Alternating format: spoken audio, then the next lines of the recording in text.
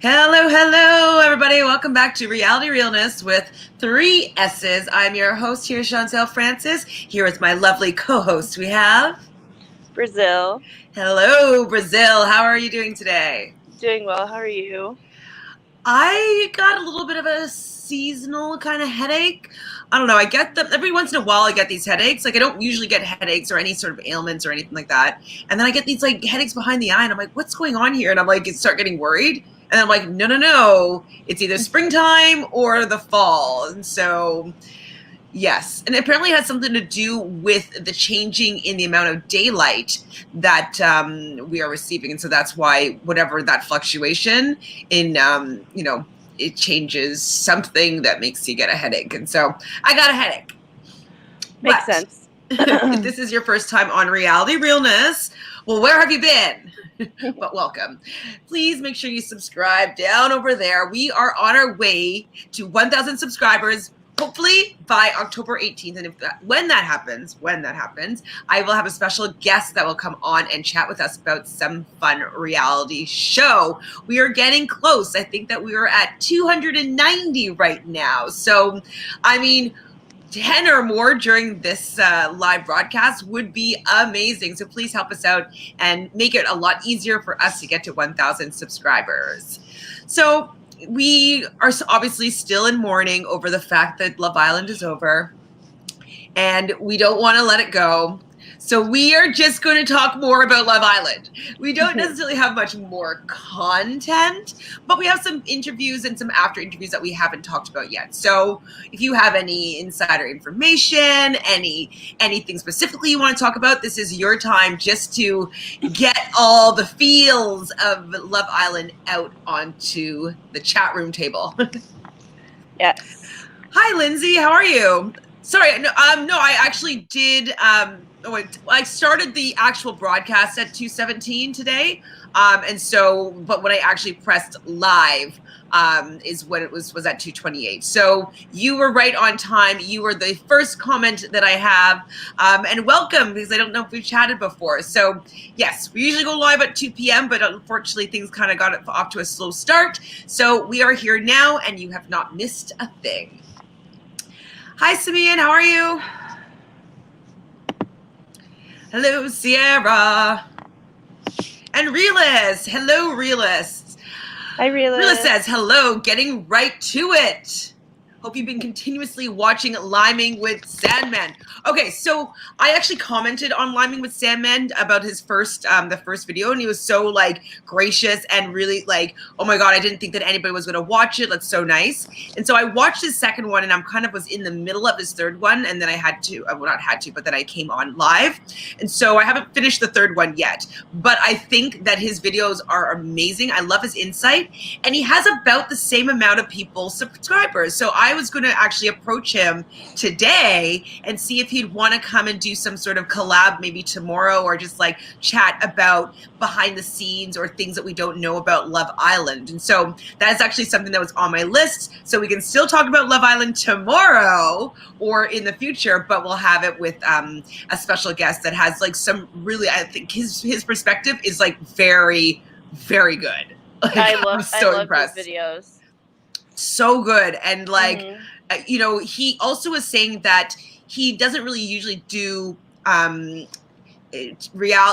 reality shows. Like this one just caught his eye this time around. It wasn't something that he normally watches.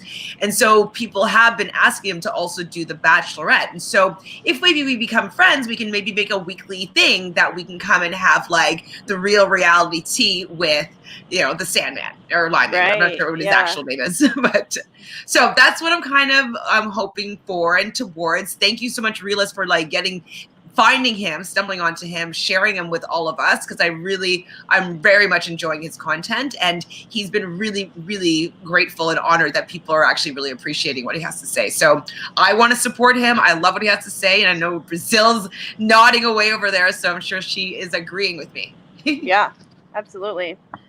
Yes, so you are onto it, and we are too. Marina, hi Marina. Did you go catch Caleb's Instagram live? We might as well just talk right about it right now, because of the content that we are bringing to the table. I mean, I have notes, obviously, but whatever you want to talk about, we will talk about. So I really did like his Instagram live, and like they just got right to it. The first question is, why didn't you pick Justine in the beginning? And you know, he was so cute when his live first popped up. I kind of got like that little like heart flutter when someone that you have a crush on, or like someone super hot, and I was like, and that you know them. Like I felt he was talking to me. I was like, yes, Caleb. Jaquan had said, he was like, I saw you and Chantele hadn't commented on it, so I figured you weren't actually watching it live because I feel like you would have called out your names. And I was like, oh my God, you're so right. Because I was just busy at that time. So I ended up watching it later. But he was actually saying hi to like people that were commenting to him. So I didn't catch his live.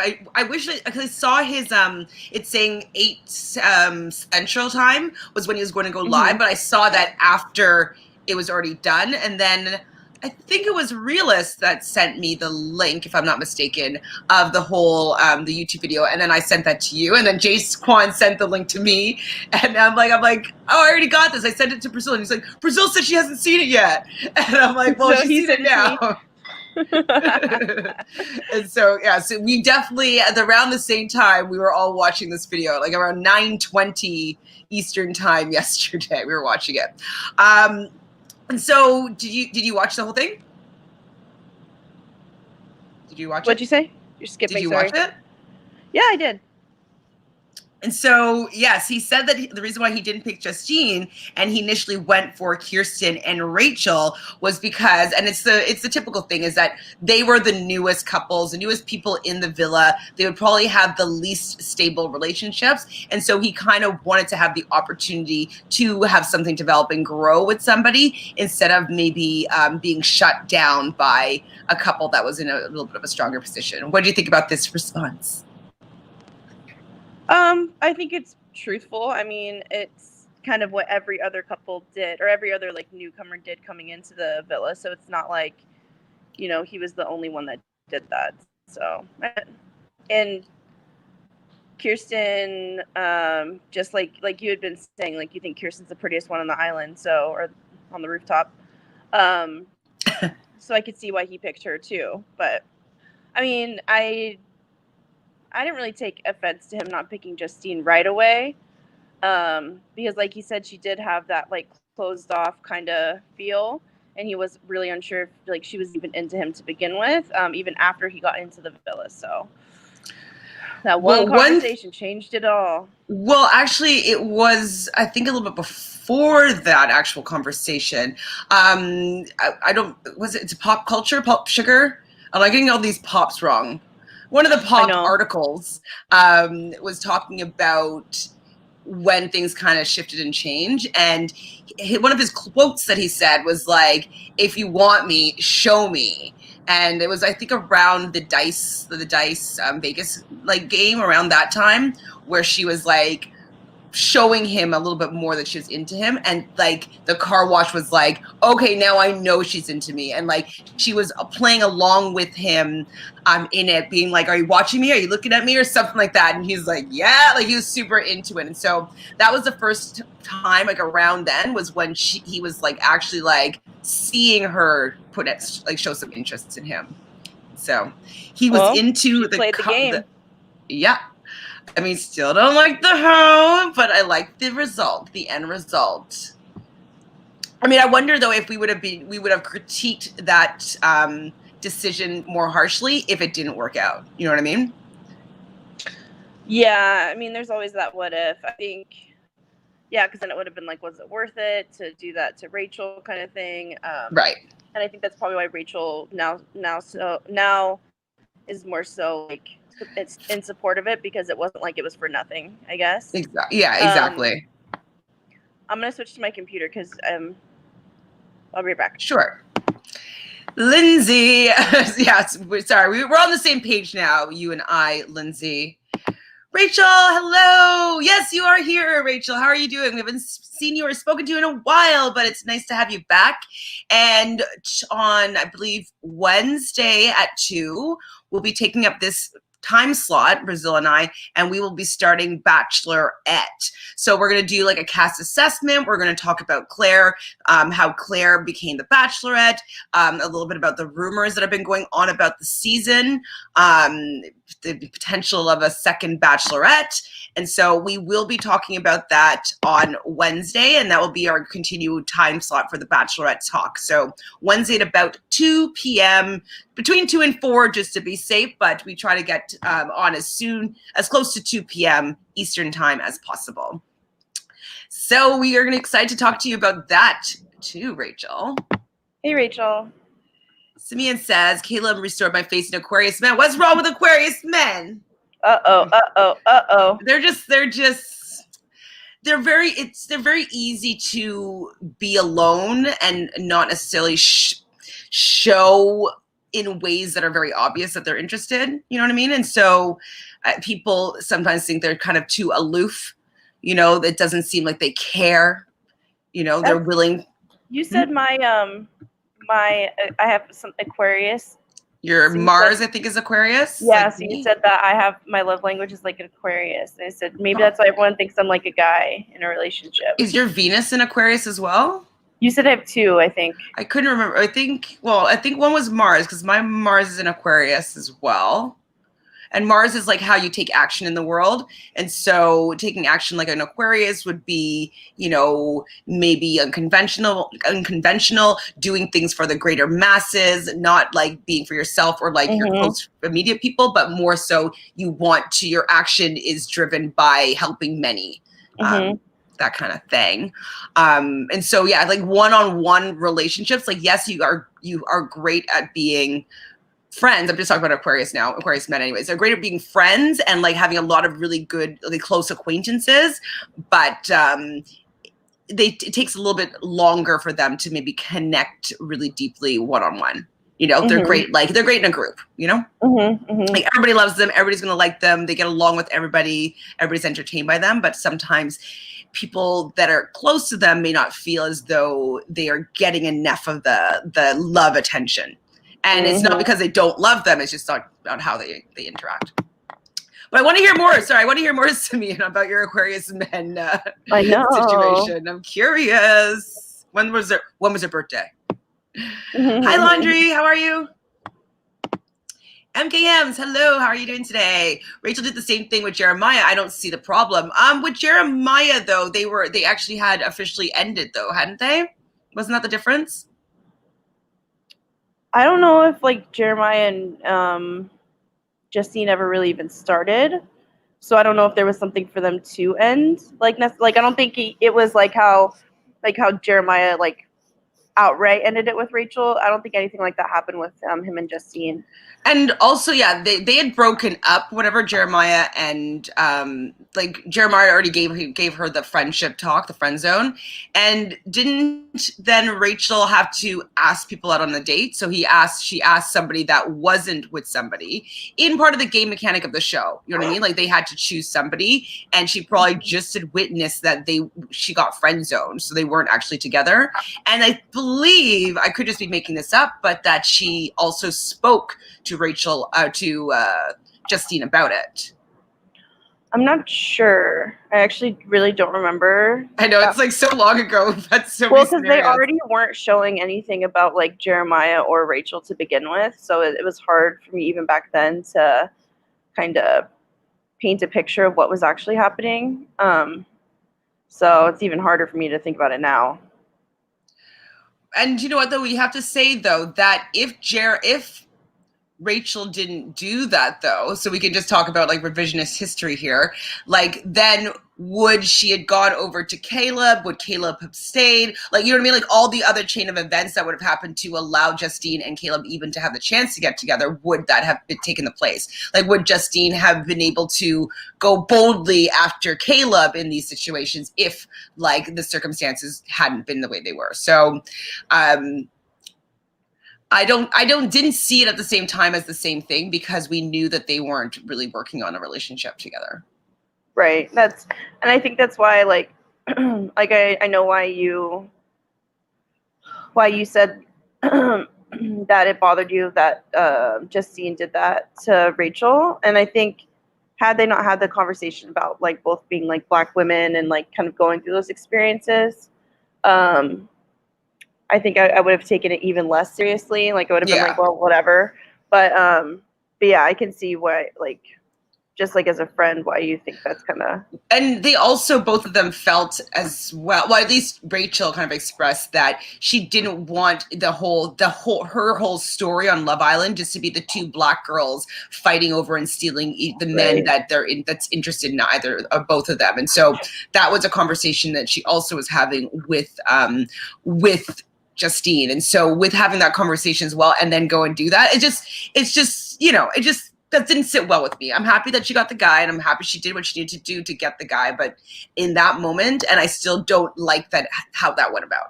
I just wish there was a little more transparency and some honesty there. Just because I think that Rachel got hurt, and regardless of how she felt about Caleb or whether or not they were going to work out in the future, I think that I would have preferred for myself, if I was friends with Justine, to have a teeny little bit of consideration there. That's it. Still like her. Hi, Kanisha. How are you? So happy you guys will be talking about The Bachelorette. Yes, we are. The Bachelorette. And I mean, I've seen every episode, every season. I watch, the ones in Australia and like England. So I'm definitely pretty well versed in the Bachelor and Bachelorette world. I've spoken about one season. I think I spoke about Hannah Brown's season before. And so I'm excited because I feel like there's a lot of drama and gossip that's already been swirling around, and so I think it'll be a good chat. And I think because we have had Love Island now to talk about, we're in like we're finding love kind of mode. We're totally I think there's going to be so much content, especially within the first 2 weeks, because I think they're going to draw it out to 2 weeks until they finally get into like the real happenings. Or maybe they'll even, I haven't seen like the schedule yet or if it's even out, but I wonder if they're going to do 2 episodes in the first week or a 3-hour-long premiere. I think that they're going to stretch it out as long as they can. Like I don't think that they're going to. 3-hour-long premiere for Peters. I was like, it ended up being the worst season ever. Yeah, it was kind of spotty me watching that 3-hour premiere. It's a little bit too long. A little bit. Hi, Sierra. No, I did say hi, but I mean, I'll say hi again. Hi, Sierra. Caleb making fun of Justine's Android had me dying. Okay, so what is the story behind that? Because like I just keep on seeing like Justine being like, why is everybody shading me about my Android or whatnot? Because everyone hates on Androids in America, like because you don't even text with the blue bubble. So like my friends and I, like if I text someone that has an Android and it's green bubbles, I'm like, ew, green bubbles, like get an iPhone. I know, I do the same thing. I judge harshly for sure. I don't know what it is. I think it's like the pictures that like we send back and forth, even though they look real, like the pictures that are taken on Android phones and probably sent between Android phones look way better than iPhone quality. However, when they send them to an iPhone, it looks like something out of the 1980s video game. So, and then you can't see whether or not it says delivered. So then there's always that like, oh, I didn't get your text. They're just like, and the emojis. Oh my God, don't even get me started about the emojis. They're so ugly when they translate over. So it's so funny though, because like I have 2 of my closest friends. They are Mac people, but they have Android phones, okay? Wow. And so for Cindy, she had one for so long, and she's trying to convince me, like, oh, the camera's so amazing. I can do show me all this stuff. And I don't know what happened. Good. I don't know what happened, but all of a sudden I texted her, and it went blue, and I screamed, and I called her, and I'm like, you got an iPhone? That always happens to me too. Like I always give my friend shit, and then one day it'll be blue bubbles, and I'm like, wait, what? And so she got an iPhone. She's like, yeah, I just couldn't be against like iPhones anymore. I had to just fall into it. So that's one. And then my other best friend Anna, like her mom's husband was able to get her in on their plan, and so he lives in the States, and so the plan is for like a specific phone, and so she's like, I'm not going to turn down someone wanting to pay for my phone bill, like with their plan. So she has an Android, but it's like I don't even text her. I actually Facebook message her because she doesn't receive regular text message. I can't rely on it. So I legit don't text her actual phone number. I use Facebook Messenger or Instagram like messages to communicate with her always. Yeah, it's so there's funny. Just something about it. They're not compatible, and they're not fun. It's not as fun. Like you can't like what's something? Oh, like you can't like when I go to react to message like emphasize or thumbs up, it'll just like type in Brazil liked your comment. It like defeats the whole purpose. Oh, well, also though too that like what was I gonna say? I just totally just blanked on what I was gonna say. Andrews. Yeah, lost it. Oh no, airdrop. Like when I'm just like, okay, I'll just airdrop it to you. And they're like, what do you mean? What's that?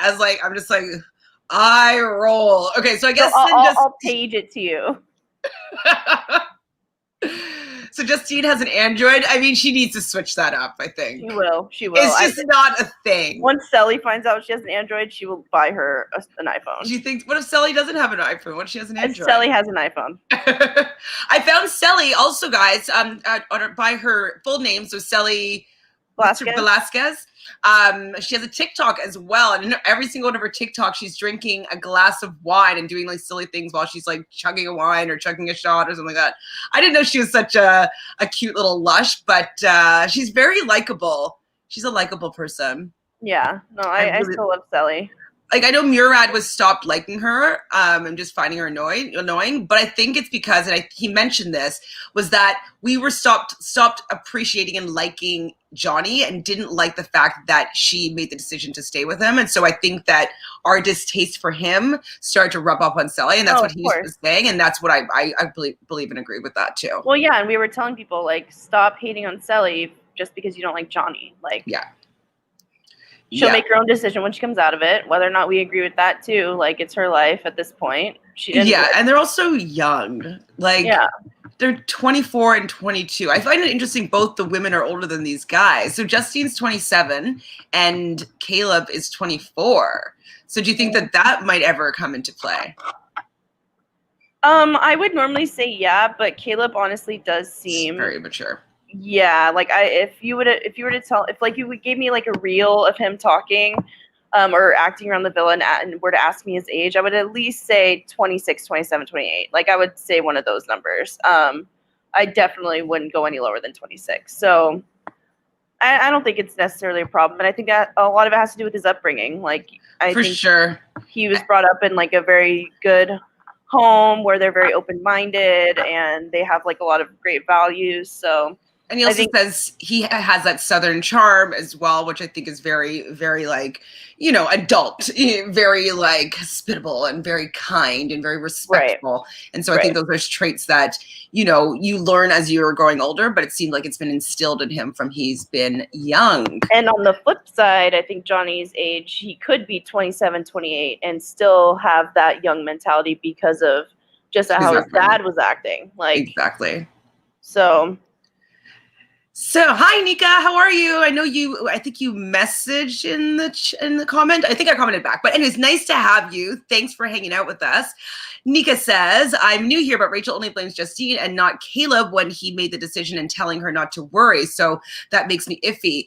Yeah, I mean, yes, the guy, like Caleb was the one that was doing the choosing, but I'm specifically talking about Rachel not being told by Justine that she was going to kiss him in the car wash. And so that actually was one of the reasons why Caleb ended up starting to have feelings and maybe interest towards Justine is because of that moment, which is fine to have done. But, you know, we are also got mad at Carrington for doing that with Lakin. It's kind of like when you don't inform the person that you are either friends with or coupled up with that it's going to be happening, it just kind of means that you're not actually friends, or you don't actually care about how they feel or whether or not they're going to be offended by your actions. And so that's why Caleb doesn't really, like, it's fine for Caleb to choose whomever he wants in that moment. I think that she just thought she had a better friendship with Justine that would allow her to have been more honest with her, so she wasn't kind of blindsided by this new kind of development. I have a question, and I don't want this to come off rude, but I'm like actually curious. Do you think if Rachel was not Black, people would be like as upset that Justine crossed her? No. Me either. No, and then that's the thing, and I think that also even Rachel wouldn't have been as upset because she's used to having, you know, the white woman get the guy, the white woman or whatever, like other race that's not dark-skinned Black woman to be the more appealing, more attractive, the taste preferred, and so she expects that from someone else, and so because they've been having these conversations about what it's like to have this experience of a Black woman, especially in these kind of reality shows where they usually are not the chosen one. It's just, I think it hurt her even more than if it was anybody else, because they were already coming from the same place and didn't want to be fighting over men against each other. Yeah, true. I think the same thing. Hi, Destiny. They were still a couple when Rachel came in. Yeah. So, well, no, but they were still coupled up, but they weren't like, they had broken up. Like he'd already friend-zoned her though. But they were still in a coupling because Jeremiah and and Justine. Because wasn't Justine with Trey at that point, and everyone was like, "Whoa, she didn't kiss Trey." I'm pretty sure because they were like all pumping up Trey to like get kissed, and then she went straight for Caleb. But that I'm talking about when Rachel came in though. I think was she still with Jeremiah? I think she was still coupled up with Jeremiah because then Jeremiah chose Rachel, and that was when it was episode, I think, 2. Rachel was never technically coupled up with Caleb. Caleb had to choose between the two of them. Right. Well, no, Rachel did choose Caleb over Jeremiah. Right? Remember, Jeremiah went home because she chose Caleb. Oh, that's right. So, that's right. So they may still have been coupled up, if I'm not mistaken. I could be wrong. But Jeremiah had broken things off with Justine, and so Justine wasn't even pursuing anything anymore. She was already feeling kind of slighted in that situation. And I feel like I might be making up this conversation, but I feel like Rachel and Justine had a conversation about the Jeremiah situation, and Justine said that they weren't a thing. And also, Rachel had never met Justine yet at this point, too. Had never met her? Like when she came into the villa and she took Jeremiah on a date. Yeah, I see what you're saying. Yeah, she had just like seen on TV, I guess, like whatever she had seen like through the edits. So, I mean, maybe, like, I don't even know, but maybe, you know, she saw in the beginning how Jeremiah didn't even choose Justine. He was on the subs bench and then by default ended up with Justine. And so Rachel could have also seen that and seen that they were just coupled up in convenience at that point and didn't even know whether or not they had, you know, progressed further, but knowing that he wasn't interested in pursuing her. If she even just saw the first episode, right? Because I think they came out on the second or the third. So, you know, they might have only just saw the coupling. And so, like, they're not interested in each other. Okay, well, he's the person that he looks tall. I'm tall. I want to go on a date with him. It's been one day, you know? Yeah. Man, that seems like forever ago. I know. It's like 7 weeks. It's almost 2 months. MKM says Rachel and Caleb didn't have anything either. They barely talked. It's not the fact that they didn't have anything. It was just the fact that I thought that Justine was being a poor friend to Rachel in that moment. You could argue that they weren't that close of friends, fine. But I feel as though the conversations that it seems as though that they had between two Black women talking about the fact that they never get the guy, that they're end up like fighting over a man. They didn't want to do that and go there. And Justine and her had this conversation. And so for her just to not say anything to Rachel about having interest in the guy that Rachel had just picked and had interest in, like at least getting to know enough to have picked him. I just thought it was rude. And I think that, you know, if Justine wanted to be friends with Rachel moving forward, she might have made a different decision. Like I 100% don't know if I would be able to, not necessarily that I need to forgive her, but I don't know if I would allow her to be my friend, because if she could do that to me in that point, then I just would expect her to not be a good friend with me in the future moving forward. Yeah, I mean, people are going to pull the whole game aspect of it, though. Yeah, but I mean, it's just the conversations. It's kind of like in Big Brother, how, you know, when Davon goes up to Nicole and is like, this is not game anymore. Like, I've been talking about David really poorly and I've been speaking really terribly about that man. Like, just tell me the truth here. This is not about the game. And they're having this game conversation. Then Nicole still lies to her. That I would take personally as a character trait. You know what I mean? And it's not game anymore. So I mean, if you guys want to like think that Rachel's not in the right for, you know, deciding that she doesn't want to be friends with Justine because she feels offended by the fact that she just blew her off and didn't care about her feelings, go for it. But I hold people to a high regard. And when somebody does something like that for me, I don't really care to forgive them. It's early enough for me to not really get involved. Samia said, I'm just judging by past experience, guys. I completely understand the need for personal space. I love my own space, and I'm not very overly emotional, so I can understand the emotional detachment. Do you remember what Semian sign was? Was she Pisces with you? She says it. She's Gemini. Oh, Gemini.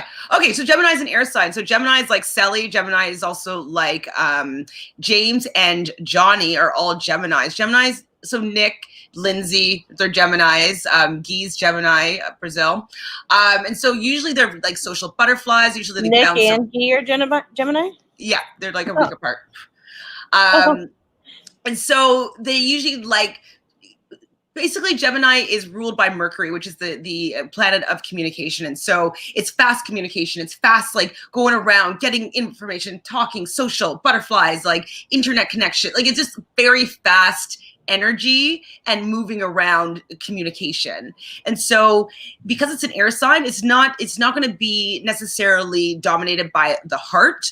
And so sometimes air signs in general come across as being just not having very much empathy because they don't actually know how to understand feelings. Sometimes they'll conceptualize it and they will think about what someone's supposed to feel, but they actually don't know what it means to actually feel it on the inside. And so that's sometimes where the disconnect can come in because, you know, it seems as though they're emotionally detached because they don't have like a heart's understanding or a heart's feeling of this particular emotion, but they can understand it conceptually. And so that's why it's difficult at times with air signs to appear to be emotionally involved. It's just because how they express or understand emotions is analytical, if that makes sense. No, yeah, it totally makes sense. I think this is only the first half of her comment.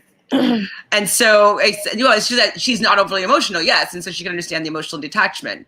So that's because she's a Gemini. That's kind of why I was saying that. And so she's the other guys, I guess, in her life have been emotionally detached. So okay, let me see the rest of it. So Simeon says, to continue, but this guy was so selfish and such a narcissist, taker, not a giver. Plus he had some kind of God complex going on, which I could not tolerate, but it was annoying, which I could tolerate, but it was annoying. Ha ha ha. That just might be him. God complexes are the most unattractive. Yeah, I mean, narcissists, I don't know, like I would say more so Geminis would be a narcissist over an Aquarius, really. You know, like that's like Donald Trump's sign is Gemini. You know what I mean? Gemini? Mm-hmm. I figured he'd be a Leo. No, he's a Gemini, and so I should look at his chart again. But I believe he's a Gemini sun, and he has a lot of Gemini planets, and there's a lot of Gemini going on in the air right now. Since that's why he's like having such good luck in his career and stuff like that.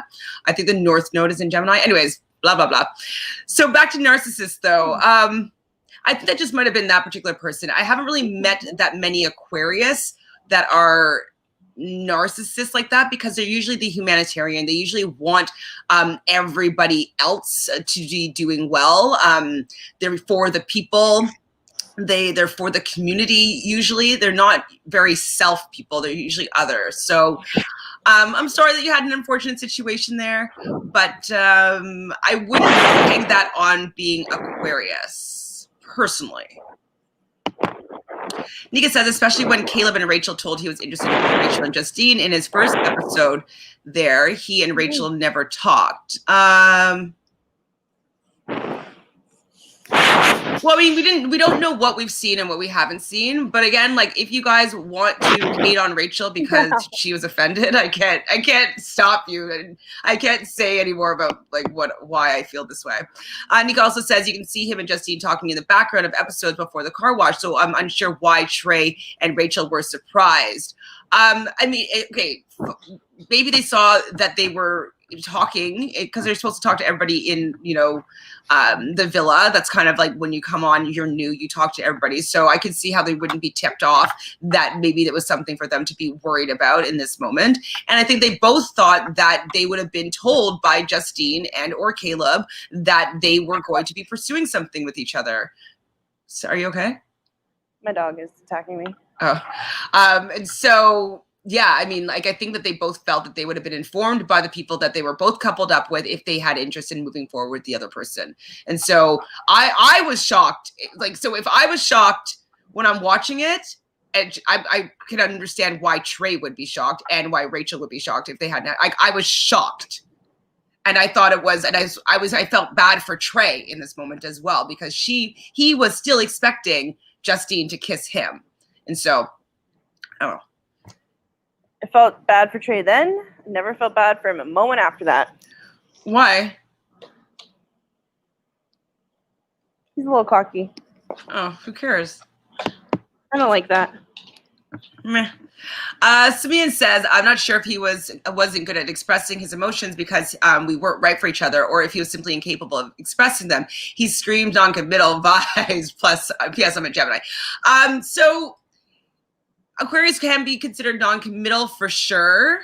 And he's not going to be good at expressing his emotions necessarily. Like, he might be able to talk about things, but whatever you needed for yourself to be secure, he might not have been the person or the maturity of a person that would be able to make you feel comfortable and make you feel good. So I think that you probably weren't right for each other, or he probably wasn't mature enough to be in whatever relationship that you were hoping to have with him. And so usually people don't will not express feelings if they don't feel comfortable or if they don't want to. And if he's not learned how to be open, especially as an Aquarius, it's not really an emotional sign. If he hasn't learned how to do that or had a lot of examples of how to emotionally express himself in a way that's going to be positive, that's going to help, in a relationship. If he doesn't know how to do that, especially being Aquarius, he's going to probably push that away.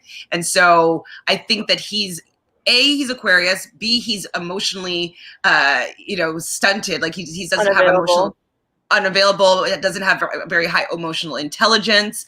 And he probably was non-committal because he doesn't really know how to deal with his feelings and whether or not he likes somebody. So it's a lot easier for him to be a little bit more of a cat and like a little more of a ladies' man. And like, that's what we were talking about a little bit before about the ladies' man and play the game and all that stuff. It is learned, but I think it's also a way that men, we're just talking about men specifically, are able to put up kind of a barrier and not having to really get into a deeply emotionally committed relationship and have like that love and respect and that bond. And so that could also be his coping mechanism for guarding his heart. And so keeping you at a little bit of a distance could have been why he was doing that, because he's not, he doesn't have the emotional intelligence to be able to have a really open and like honest and committed relationship, deep relationship. So yeah, I just think that he's just hasn't grown up enough and have an understanding of how to be in a relationship. At the end of the day, it's him, not you. Absolutely. Absolutely. The other one. Destiny says Justine and Jeremiah were still coupled up when he got in Rachel. Rachel, my thing is Rachel shouldn't have blamed Justine when Caleb told her he was interested in both of them. Caleb said, as far as I know, Caleb said he was interested in Kirsten and Rachel. He never said, and he included this in the Instagram live that he just recorded yesterday, that his intention when he came into the villa was Rachel and Kirsten because everybody else was in some sort of coupling. And so Caleb felt as though Justine was off limits for the fact that at that point she was coupled up with Trey. And so I would have to differ with that because, Caleb avoided that situation because he felt that it was off limits. And so if he felt it was off limits, then there should have been a level of treating it as though she's coupled right now. She was in something with Trey that maybe would have warranted just a heads up. Realist says, okay, on a technicality level, iPhones and Androids cannot send videos to each other. They become slow motion and grainy. Also, the text from Androids become broken up into. I hate that. Sometimes it's like all over the place, and you're like trying to put together the puzzle piece of a long text message. Yes, I know. I'm always like part 3 of 3, part 1 of 3, and you're just like, ugh. I agree.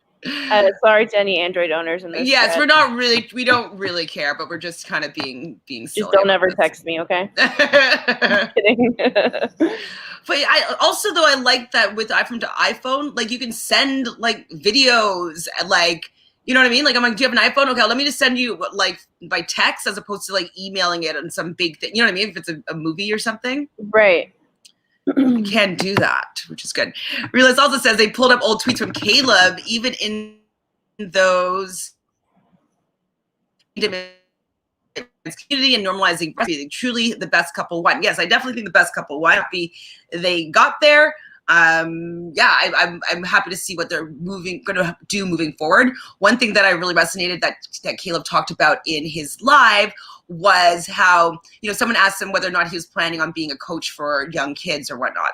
And he said, not necessarily, he's like, yes, for sure. I don't know if young kids will be who I would be mentoring or teaching, but he's like, I love life coaching, and even relationship coaching is something that he was interested in. And I'm like, well, maybe this is how I could get a collab with Mr. Caleb, because I have trained for years as a life coach, and I do have a good understanding of relationships. And I also read tarot cards, which honestly, the only readings I ever get are about relationships. And I'm like, I don't want to read about relationships. I read on a psychic hotline, and every single question is about relationships. And so in general, I do usually have pretty good relationship advice. So I'm wondering if I could try to finagle a segment with Caleb somehow. Please do. Just putting it out there at this moment. I haven't, pardon me? And then ask if Justine could just sit in the background while we say hi to her. Well, I mean, once we start talking to Caleb, we can be like, I'm like, can you bring on Justine so we can hear her opinion? And if she agrees, you know what I mean? That kind of thing. Right? I would die. I think I don't know what I would do, but I think I might die. Hi, Jaquan. How are you? Thanks for all the videos and the help finding us content to talk about stuff today. You're so the best. You and Realist so far, you guys get the goldest stars today. And Anna. And Anna's not here today. Bye, Anna.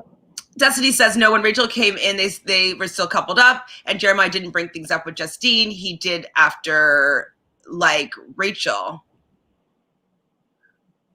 But, okay, the difference is it's actually two completely different situations. In the first situation, it was day 2. Rachel's coming in. She's choosing the guy that she was interested in blindly without actually even being in the villa. So she chooses Jeremiah to go on the hot tub date, and Kirsten chooses Carrington to go on the go on the hot tub date. And so when they came back in, this is when she found out that he was in a couple, or maybe on the date, whenever, but that he was in a couple with Justine, but him and Justine were not actually pursuing anything.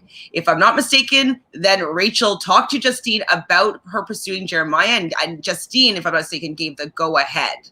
And so then with the recoupling, Trey was debating between Justine and Caitlin, and Trey chose Justine to stay. So this is so now, like, I don't think that there was ever any problem, bad blood, about the fact that Rachel came into the villa not knowing what was going on there officially and chose Jeremiah for a date. And he said, and she said, that they weren't actually pursuing anything. So she got coupled up with Trey. And then she decides to break it off sort of with Trey or whatever, but then she still wanted to cuddle, and she wanted to, like, he wanted to go swimming, but she wanted to come, but she didn't want to, he said that she didn't want to wet up her hair. And then he started kind of like flirting over with Lauren and stuff like that, because like he was wanting to pursue her, and she kind of gave him like the no. Now they're still in a coupling, and she was kind of giving mixed signals. Apparently when they were sleeping in bed at night, she would still be kind of cuddling with him and kind of just being a little bit more like touchy-feely, or just a little bit more, you know, like coupley. And so he was, in his opinion, or what he said, was a little bit confused because she was hot and cold at this point. And so in the car wash challenge, he was still expecting her to want to kiss him, because that is what, you know, like she's been kind of flirting with them. And before that, two new guys came in, which was Calvin and Caleb. They chose Kirsten and Moira and Rachel for dates, and Justine wasn't even on the docket. So at this point, Rachel has been spending time with Justine. She kind of knows what's been going on. They've been talking about their experiences as Black women. Caleb comes into the thing, and Jeremiah gives Rachel the cold shoulder. And so now, you know, Jeremiah's out there. She decides to start to get to know Caleb as another option, because Jeremiah said she's not interested. And the car wash things happen, and she just goes and she just kisses Caleb. So I just think that the timing was different. I think the situation was different. I think that if she wanted to be friends with her, that's not what she would have wanted to do. If she didn't want to be friends with her, then fine. But then understand why Rachel wasn't that impressed by someone that she was looking to pursue. She decided to go for after the conversations that she was having. And we might have different barometers of how we want our friends to treat you or each other. And that's where mine is. I think that that's something, you know, I would value those conversations. And if someone did something like that to me, I'd understand why Rachel would not be that excited or willing to invite her into a deeper friendship connection. Because if they're just like getting to know each other and having like these deep personal conversations, and then she decided to do something that was self-serving, which is fine. Everybody can do whatever they want to do. I can understand 100% fully why Rachel doesn't feel like Justine is somebody that she would want to continue having a friendship with after. But she's happy for them. She did what she needed to do to get the guy. And it just happened to be that Rachel was a casualty of her going for what she wanted. Do I need to say more? No, but everyone else, it's going to be beating a dead horse in a bit. Rachel's Kevin. Oh, hi, Nicole. I know a Nicole Morris. Do I know you, Nicole? Like in real life? Did we work together? Nicole says Rachel's chemistry wasn't good with Caleb and Jeremiah. Rachel stated that she would be around when she wants to. Around Caleb when she wants to.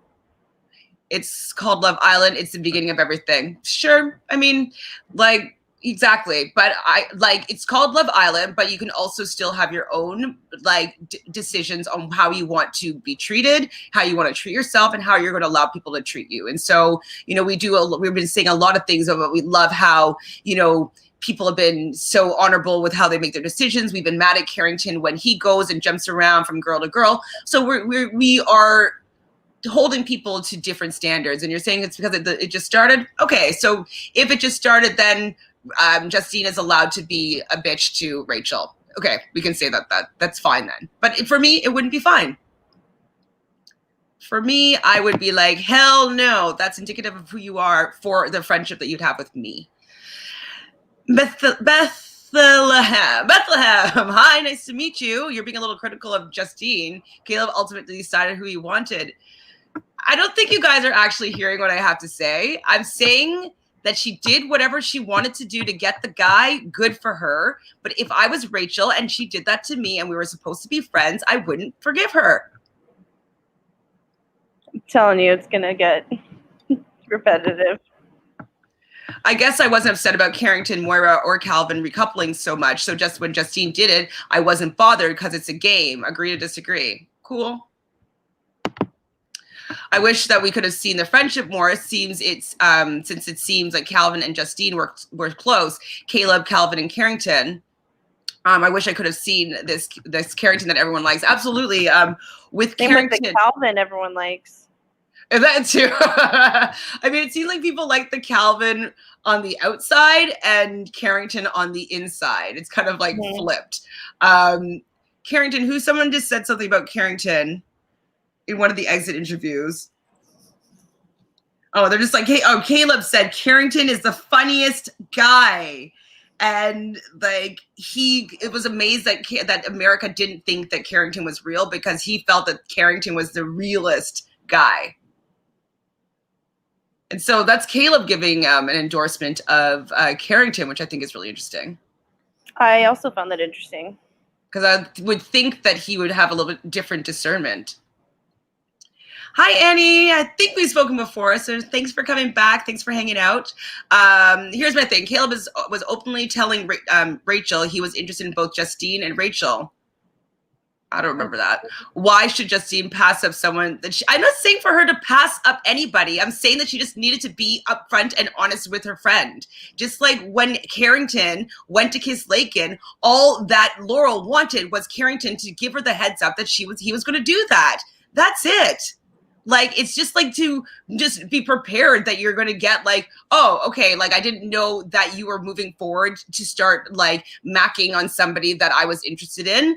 Like, go, you do you. Thanks for letting me know. So like, I don't look like an idiot, like going after some guy that is like, that you're pursuing. Like, I don't know. I just have different standards of how I want my friends to treat me, I suppose. Rila says, I was happy that happened to Trey, colorist, and it shows off camera. Well, he's actually talked a lot about the tweets that he'd made when he was in high school about whatever, wanting a black woman or not wanting black women, or I never saw the actual tweets, but it had something to do with a colorist perspective. I mean,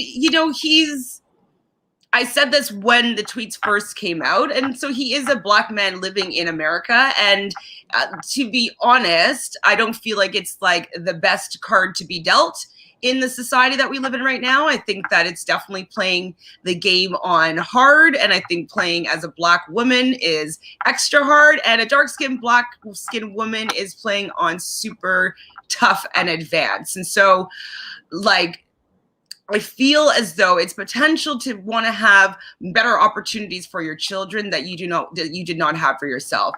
And unfortunately, with the society that we do live in, within the Black community and all other communities, skin tone and skin color is a factor in how people are perceived and how they're esteemed. And I've mentioned many times that even my own grandmother doesn't like some of her children more than others or less than others because of their skin tone. Like, she likes the lightest skin ones the best and the darkest skin ones the least. And that's just how she is. That's how she's grown up. Not that I agree with it, but this is who she is. And so I can understand, as a black man who's probably had to face a lot of things. We look at what we've come through for the last 7 months with all the Black Lives Matter and the different protests and the people dying, like what we've been faced with. Like, it also could be something deep inside of him that says like, hey, I don't want my child to experience what I've had to go through. If I procreate with a white woman or somebody of lighter skin complexion, maybe my child won't have to face the things that I've gone through, and he or she might have a better life. And so I'm not going to hold him to the coals about like being a colorist. Also, my father is married to a white woman that like I've had in my life for 40 years. So I can't really judge a dark-skinned black person that wants to be with a white person, especially because I know that they've had well, at least my father's had really, really traumatically terrible experiences, that I know that part of it was to not have his children to have to experience that. So I'm starting to get emotional. So, I mean, it's not fair, but like, it's reality. I can understand it. I can understand, like, even for myself. And actually, there was a guy that I was watching that does, he was talking about the Kardashians. So he does kind of like pop culture recaps. And he was talking about the Kardashian family. And one thing that he was saying is like the reasoning why they've all been dating Black people and having mixed race or biracial children. And he was saying is that to continue their legacy moving forward. And so they have their Armenian roots. Mm-hmm. And then if they have like, okay, so if I have a baby with a basketball player that's Black, then genetically the child is either going to be a model because the mixed children tend to have like very beautiful features. They're going to have beautiful skin complexion.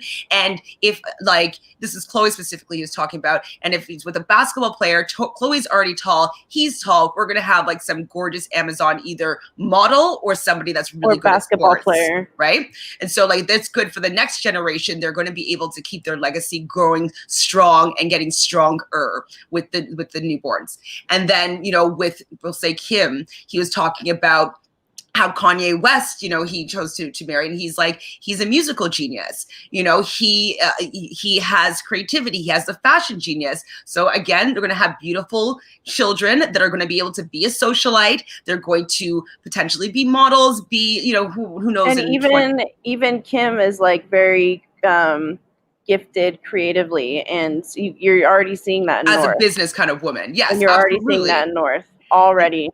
So photo shoots, like they might not be models, like runway models, but they're going to be Mm-hmm. influencers, they're going to be socialites or whatever, or both. They might get the music gene and they want to go down that path. And so they're going to have gorgeous children that are going to be gifted.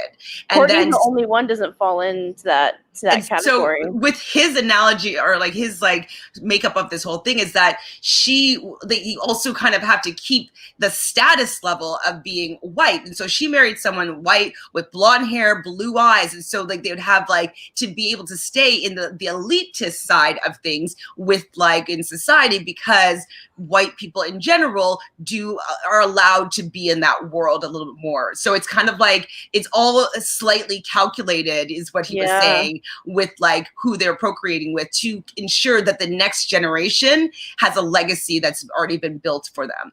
And so I think the mastermind behind it all is Kris Jenner. Yeah, absolutely. She's smart.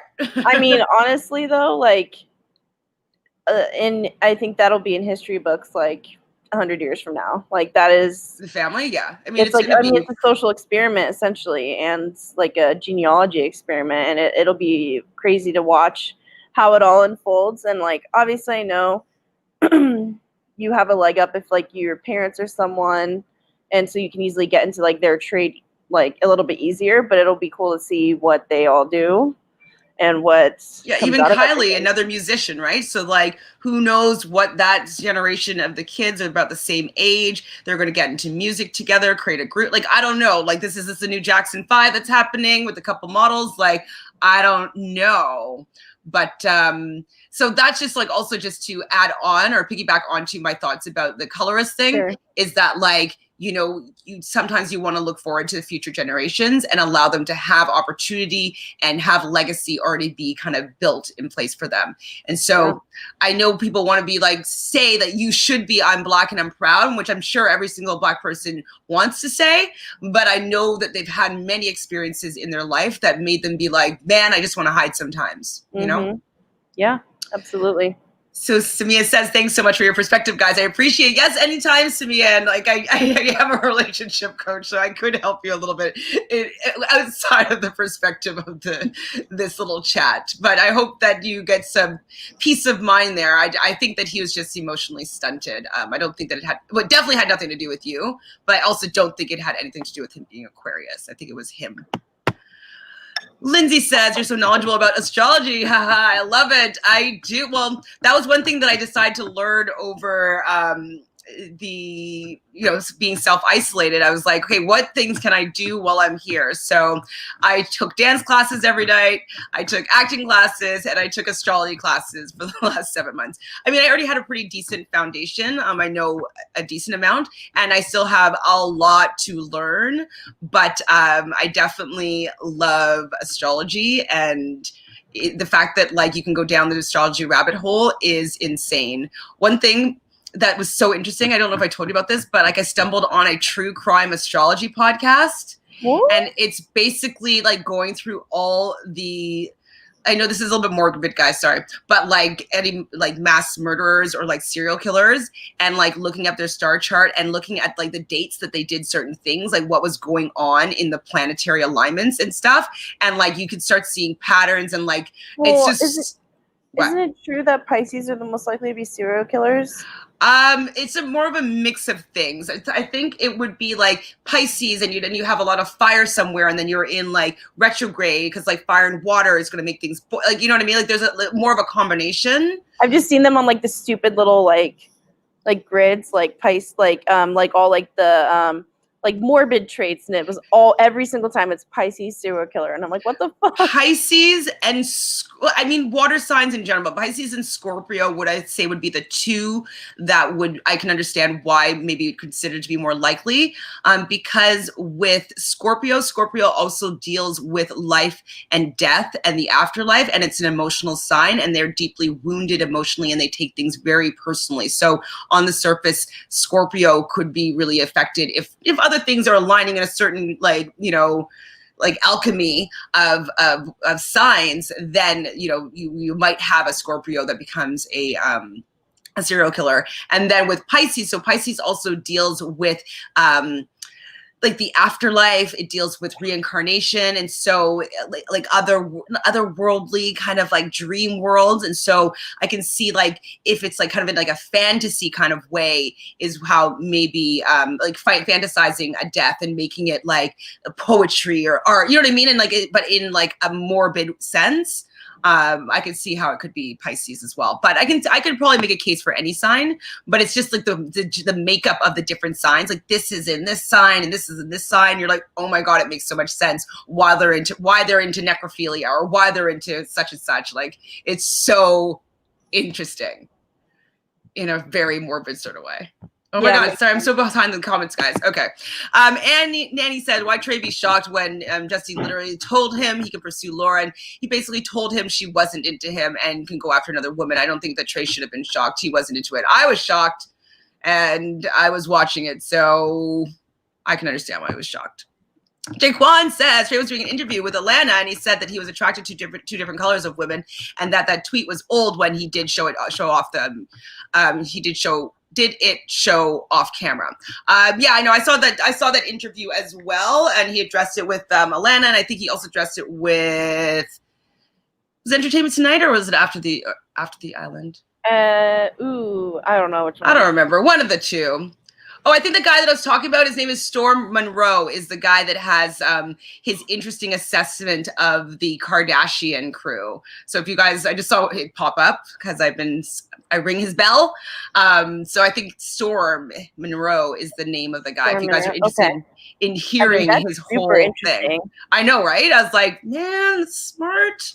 Really smart. Because I've been always wondering, why do a lot of white women want to have mixed babies? Not that they don't fall in love with interracially. Like I think that that's very possible, but I've always just wondered sometimes. I'm like, it's in fashion or something. We used to joke about like, oh, it's on vogue to have like a mixed baby. But now I'm seeing that because a lot of Black people have a lot of gifts and talents that are very apparent, like they're most likely going to be able to dance, most likely going to be able to sing, most likely going to be very strong athletically. And so that's just part of like the genetic makeup of a majority of Black people. And so to procreate with that is going to create probably a gifted child. So a gorgeous gifted child. So it's interesting. Yes, I agree with you, Jaquan, though, that I think that I am satisfied with what Trey has had to say about that. Do you feel as though you were saying that you don't like Trey? I definitely liked him less. I was giving him the benefit of the doubt, like back when he was saying that, you know, he's like coming off of his whole player stint, which again, I don't know why people say that. Like, if you were a player, just don't fucking talk about it. But when he was, that's probably definitely the producers being like, hey, like, play up your trope, you know? your character, yeah. So I was giving him the benefit of the doubt when he was saying that he didn't really feel things with Justine moving forward, but then he was like, you know, like, if she goes all in on me, I'm going to go in on her, and I'm going to give it a try. And so when he did that, he chose her over Caitlyn, like, right? He chose her over Caitlyn? Yeah. So when that happened, I was giving him the benefit of the doubt. It's just his actions that have, like, seeing him interview afterwards, like, and just seeing, like, especially learning about the colorist tweets, that made me obviously dislike him again and just think that he was putting it on for a show, like on Love Island. And he just I think I was right about it from the beginning. Like, he's just kind of like a douchebag.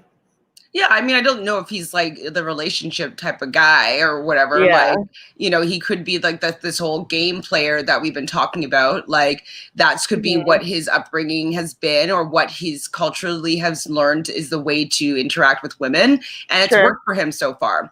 I wouldn't particularly go and start dating Trey. I wouldn't necessarily want my friend to either, but I don't dislike him. I just don't know if he's a relationship guy. So maybe if I wanted like a flame.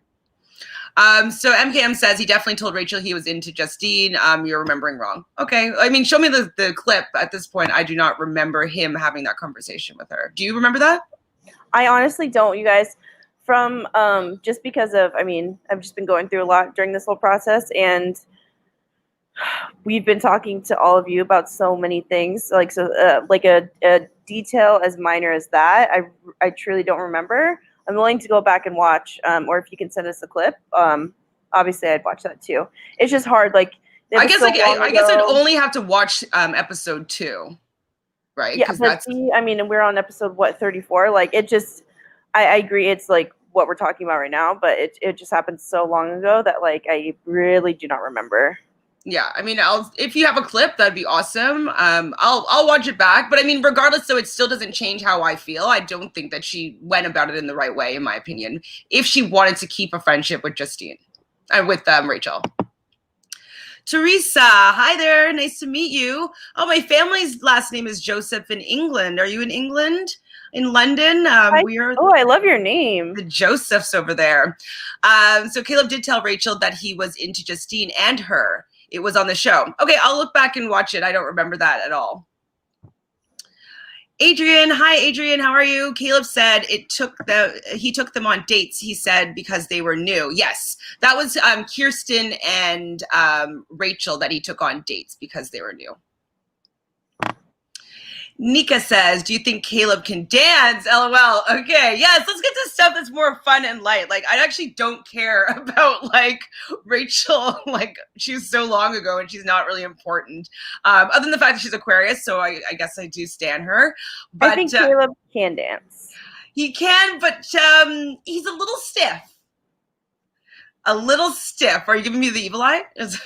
Me? Yeah, I thought you were like, coming over to like, get mad at me. No. I was just readjusting. I've seen, like, you know, it's not that he can't move, but he is a little bit stiff. It could be because he's quite tall. Do you think he can dance? I mean, I think anyone that's like that tall, like even on Dancing with the Stars, the basketball player, like they all tend to kind of look like a step or two behind or ahead and just kind of like trip over their feet a bit. But I mean, I can't speak to being, I mean, I'm 5'5", so like I'm pretty low to the ground. I can't imagine being 2 feet taller than me and trying to like figure out like how my foot goes there, my arm goes up there. So I think they just naturally tend to look a bit goofier the taller they get, but yes. I still think he can dance. I think he can. I think he knows how to move with dancing with, say, Justine. He did say that he thinks that Justine is a better dancer, which she obviously is. And I think someone asked if he would pay to take dance, or he would use the winning money to learn how to dance. And he's like, I would pay Justine to teach me how to dance or something like that. And so I thought that was cute. I mean, yeah, and Justine's tall too. I think not tall, but I think she's at least like maybe 5'8", 5'9". It seems really tall. She doesn't. I mean, I don't know. I don't know how tall she is. How tall? You're 5'5" too. No, I have a lot of friends that are like 5'8". My best, Rachel, that comes on here sometimes, 6 foot. It's pretty tall. Mm-hmm. Pretty tall. But her husband's 6'5", so it works. It's just like giants. Oh my gosh. Yeah, literally, like in their whole household, like her parents are tall, her brothers are tall. So whenever I go stay there for like Christmas or whatever, I'm just like, hey everyone, hugging me. So my dad is 6'4", my stepmom is like 5'10", and so my 2 half sisters are both like 5'9", 5'10", and super skinny. So like I had to look up to them. I'm like, get out of here! People thought I was your mother when I used to take you out in the stroller. You know, like come on. People always wish they were shorter, and short people always wish they were taller. Well, I always thought I was going to be about 5'9" because I grew really tall when I was like 11 or 12. So did I. I went through a huge growth spurt. Yeah, about 6 inches. But then I never grew any taller than that. Exactly. I grew 6 inches in one summer, and then a couple, like maybe 2 more inches after that. But like I was pretty much done after that huge growth spurt. And I also like started to like experiment as like a young kid. I was just like smoking, so I'm wondering if that stunted my growth or if that's just an urban legend. Smoking the stoves. Laundry says, I haven't heard you guys talk about any Scorpios. Yeah. Just kidding. Any Scorpio laundry? So the 2 Scorpios that were in the house was Lauren and Laken were the 2 Scorpios. There was no Scorpio men. Am I correct? Mm-hmm. So those are the 2 Scorpios. And I think that that's why everybody was so kind of attracted to them. Scorpio women usually, or anybody has Scorpio rising sign or Scorpio moon, like any Scorpio in their immediate 3 signs is like, usually like very alluring and very seductive and kind of secretive and just mysterious. And people want to get to know them because like they're hiding something, you know? So that's usually the vibe that Scorpio women energy comes off as. Just like, you don't know what it is, but like you want to get to know them a little bit more because it's like there's something behind the eyes. And so I think that that's what, because I don't see it because I'm not personally attracted to Scorpios in general. And so like, remember I was just kind of like, yeah, I think she's pretty, but like, who cares? But it's like that Scorpio energy that people get misted by, you know, it's like, I'm a Scorpio. And then, but then they're also really emotional. And like, if you do something to them, they're like, they'll snap at you, which you see both Lauren and Laken kind of do. As soon as they didn't get their way, they're just like, like, oh, yep. Same with Laken talking to Carrington after, like, like, so you kind of want to like tip your toe a little bit around Scorpio women, we'll say. Scorpio men, I would say, are also quite mysterious. They might be kind of kinky. They, you know, they're very sexual in like a, yeah, usually kinky kind of way is the Scorpio of vibes for men.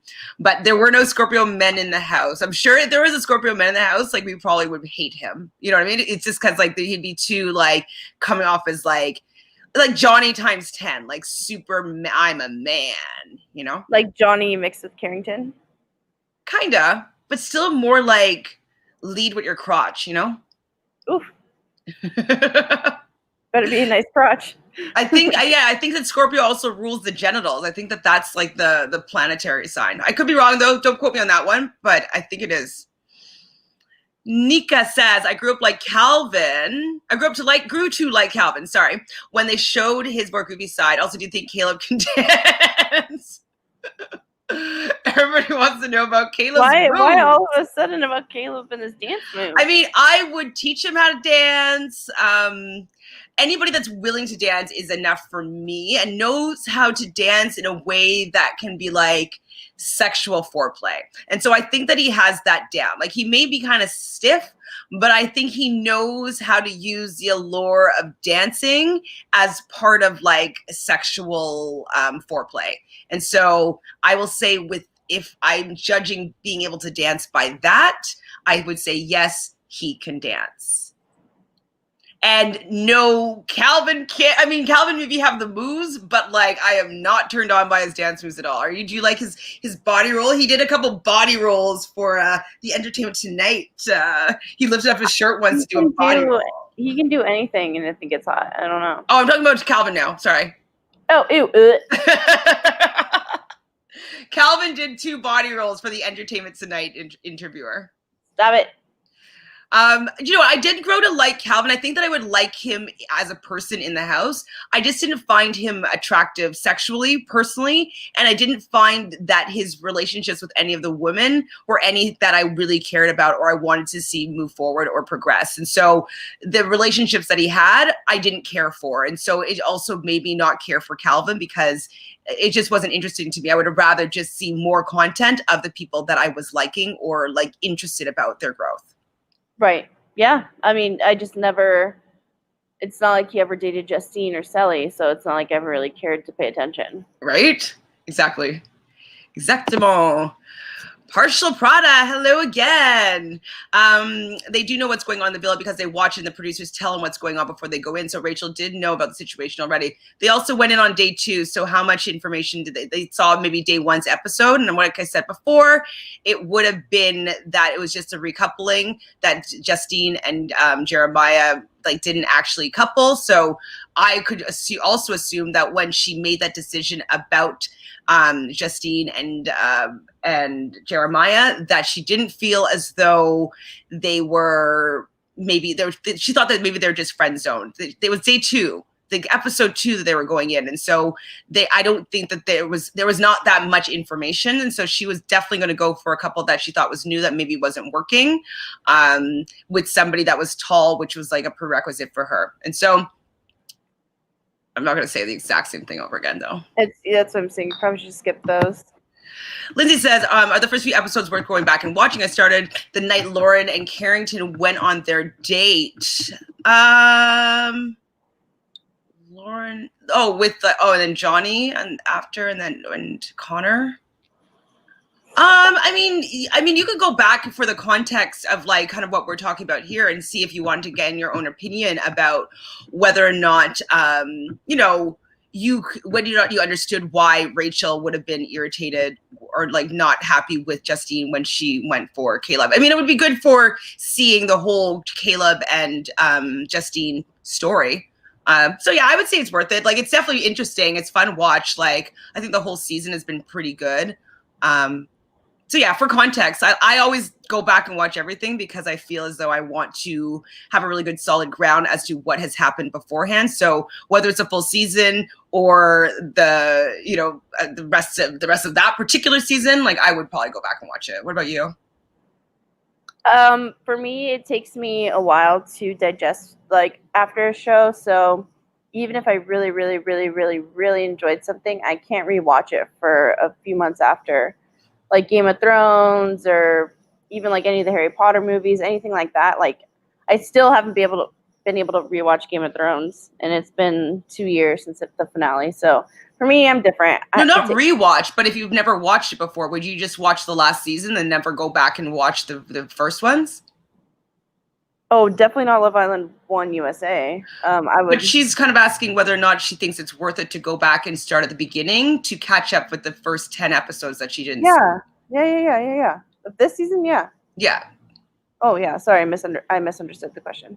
So that's what she's saying. And then I was saying that, I started with Love Island season 3 UK, and then I went back to watch season 1, season 2, and then I was caught up. And so I'm just saying that I will always go back and even watch the previous seasons that I hadn't seen once I find a show that I like. And so it's in my design to want to know what has happened. Rewatches of season, I've only done for reality shows. So I've done rewatches of Big Brother and maybe Survivor. And obviously The Challenge. Right, yeah. Even Big Brother takes me a while to like go back and rewatch. I've only watched like the early days. I've watched season 2 over season 3, season 4, season 5, and season 6. Best seasons ever. So much better. Okay, good. MKMs, you're killing me here. Final comment on this. Justine and Rachel never had a combo about Jeremiah. Justine even said on the show that Rachel did the same thing to her and didn't understand why she was so bad. Okay, cool. I understand why she's mad. You don't understand why she's mad. You think that she's not justified in being mad. I think she is justified in being mad.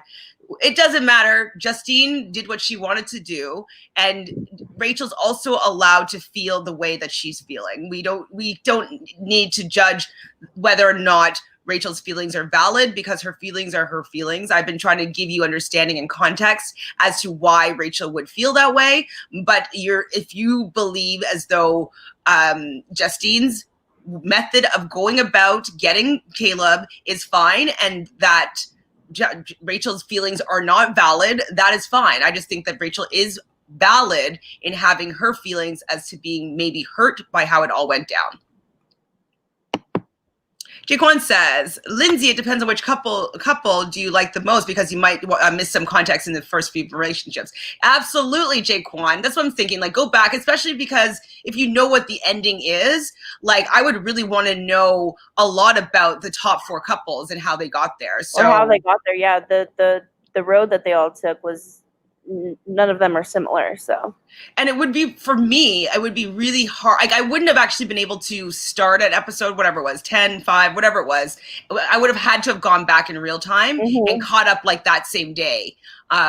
Just because, like, you would understand too about like why so many people were so mad at Johnny and why people are so frustrated with the edit and stuff like that. You know what I mean? Like, you would start to really understand all the outside social drama that's happening around this particular season.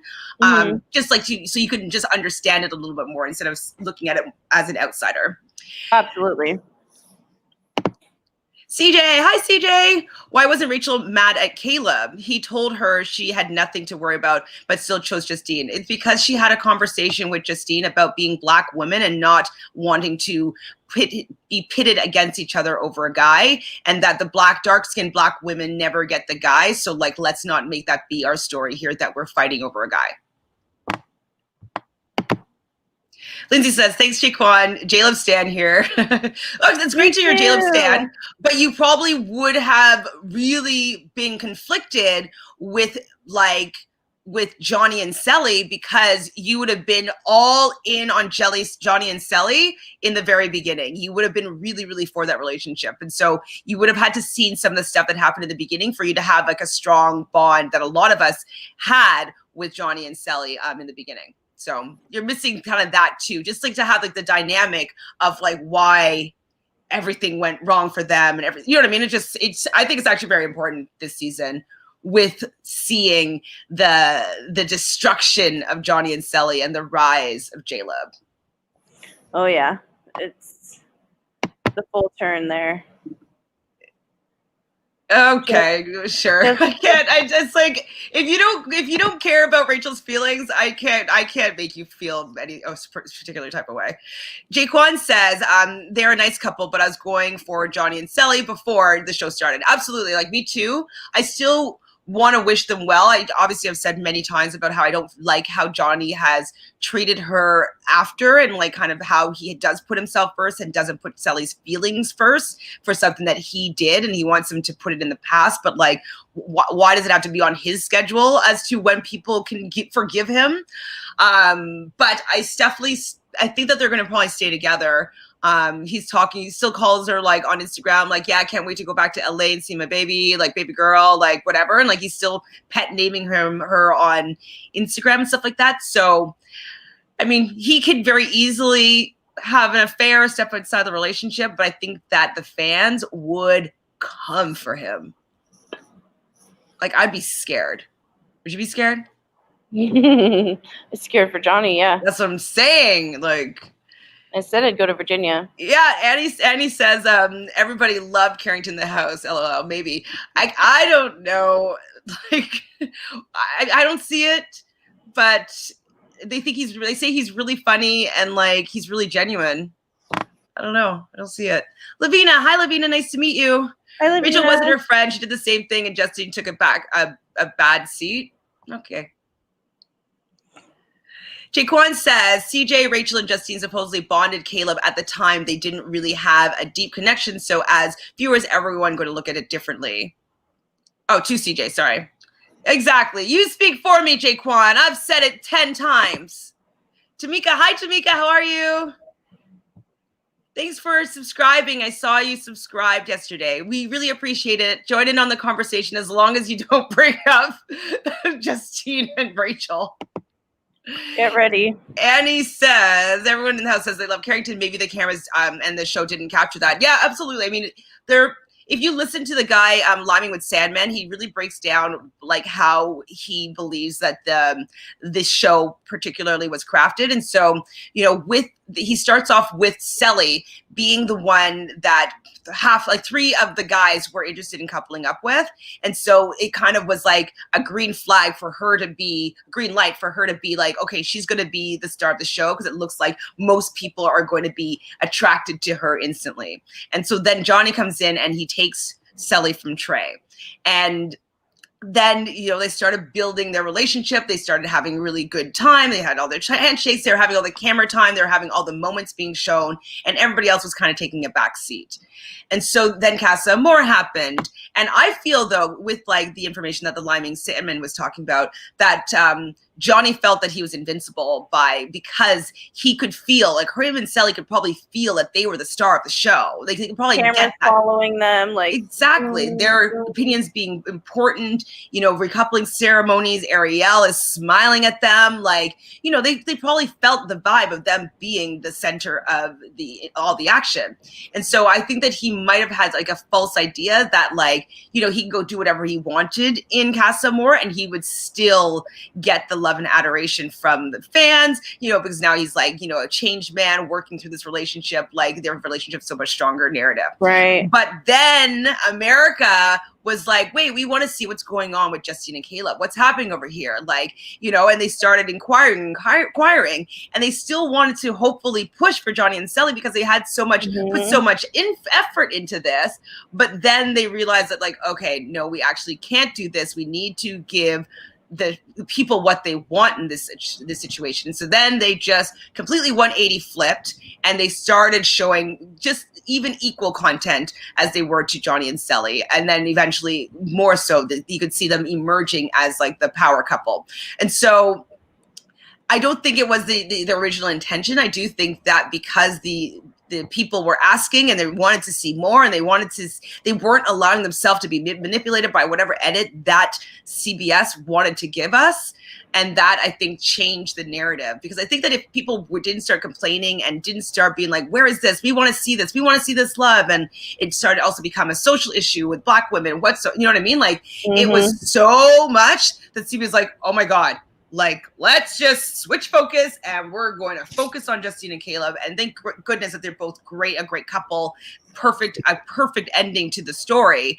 But I don't think that it was the producer's original intention. And so with that, I think that Carrington was always going to be a B player in this TV show because he didn't get a connection from the very beginning. If he stayed with Kirsten, he may have been able to go the long way. That same man, Liming with Sandman, talks about the couples that had things go wrong. And so he mentions that Jeremiah had things go wrong when he got rid of Rachel. So when he let Rachel go, he thought that was like Jeremiah's, or was it Justine?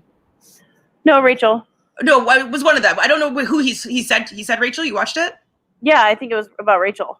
Okay, so he let Rachel go, and because that would have been like, because Rachel was really into him. Yeah, it must have been Rachel. And they seemed like they had some good vibes, and they could have probably gone the long haul and been one of the couples that people really liked being there. But he decided to say no, and he didn't have somebody to fall back on. So obviously, when Caleb was there, Rachel goes and just snares him up, and just with the hope of maybe starting to work on a relationship with him. So. Yep. That's really interesting too. It would be very different how things would have shaken up. And he also mentions Moira and James. If they had stayed together, I really that would have been interesting. But what she also says that it was because of Moira that the other bed came into the villa. And he said that there's something we must not have seen with her telling the producers, which we had thought that like he had taken things too far, so she must have gone to the producers and been like, I do not feel comfortable sleeping next to him. Handle it. And so that's why you saw him sleeping in another bed. Yeah, so I definitely think that we were right now when we were saying that, like, maybe he took things a little bit too far, and she, not like an outright assault, I'm not saying that at all, but maybe just kind of like, you know, she wasn't comfortable. She wasn't comfortable with maybe stopping advances. You know what I mean? Yeah, so I think we really need to talk to this guy because he seems to have like really good reads on everything, and just like, I don't know, maybe just he goes about it in a different way that I feel like we end up coming to the same conclusion, but he varies like this, kind of like Murad, but longer and better. Well, and more, it just seems like it comes from a place of like knowledge. Yeah, exactly. So. Like, not speculation, you know? Like, sometimes I can have a knowledge perspective, but like, I've never been on a reality show before. Right. I've been on a regular show before. So yeah, so with that, Eddie, like, I just think that, you know, Carrington's story didn't end up being the focal point of the season, and so we didn't get to see all of his best bits. If he had stayed with Kirsten, like I said, I think that he would have probably had, they would have built the story around us falling in love with Carrington. You know what I mean? Okay. Realize, what are you going to say? Realize, saw his dismissive apology, and just because he says he's no longer that thinking, that does not mean he's changed. We talk extensively about learned preferences. That does not mean he should be excused. I mean, I agree, like, though. Like, I just don't. Like, I don't know. So then are you saying that my father is a colorist because he's only preferred dating white women or very light-skinned? No. And that he should be, and she should be deemed bad? No, but I don't think, like, I think that's a completely different scenario. How do you know? Because I don't know, I guess I just don't know Trey's side, but I don't know.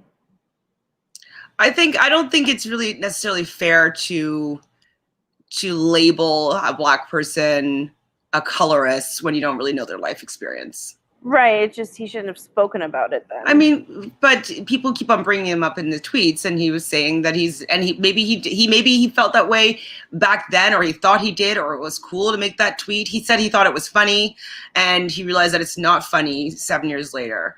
I don't think, like, it's not like he's doing something to hurt someone else. Like, he's doing something to hurt himself, basically. So yeah, I don't know. That's true. Like, I'm not sure that it's fair for any of us to really judge a tweet that he says about his own culture. It's fair, yeah. I mean, like, maybe we are, but like, it just feels kind of icky that, you know, I don't know, we're just kind of being mean to him about something that he said when he was a teenager, when maybe it was something that he believed. Maybe he does believe that he wants to be with a white person because, like, maybe he'll get better opportunity. I mean, yeah, it's hard not to believe that when you're in that position, I guess. And, like, people say that to me all the time, and I'm like, well, I'm sorry, but I grew up in, like, a very Jewish community my entire life. I don't have any best friend. I haven't had a best friend that was Black since I was like 12 years old. And so people are like, oh, like, you know, they're saying that like I make that choice. I'm like, well, this is just a community that I've grown up in and that I've lived in. Yeah. So then people easily just can come and judge me and be like, you're trying to act white.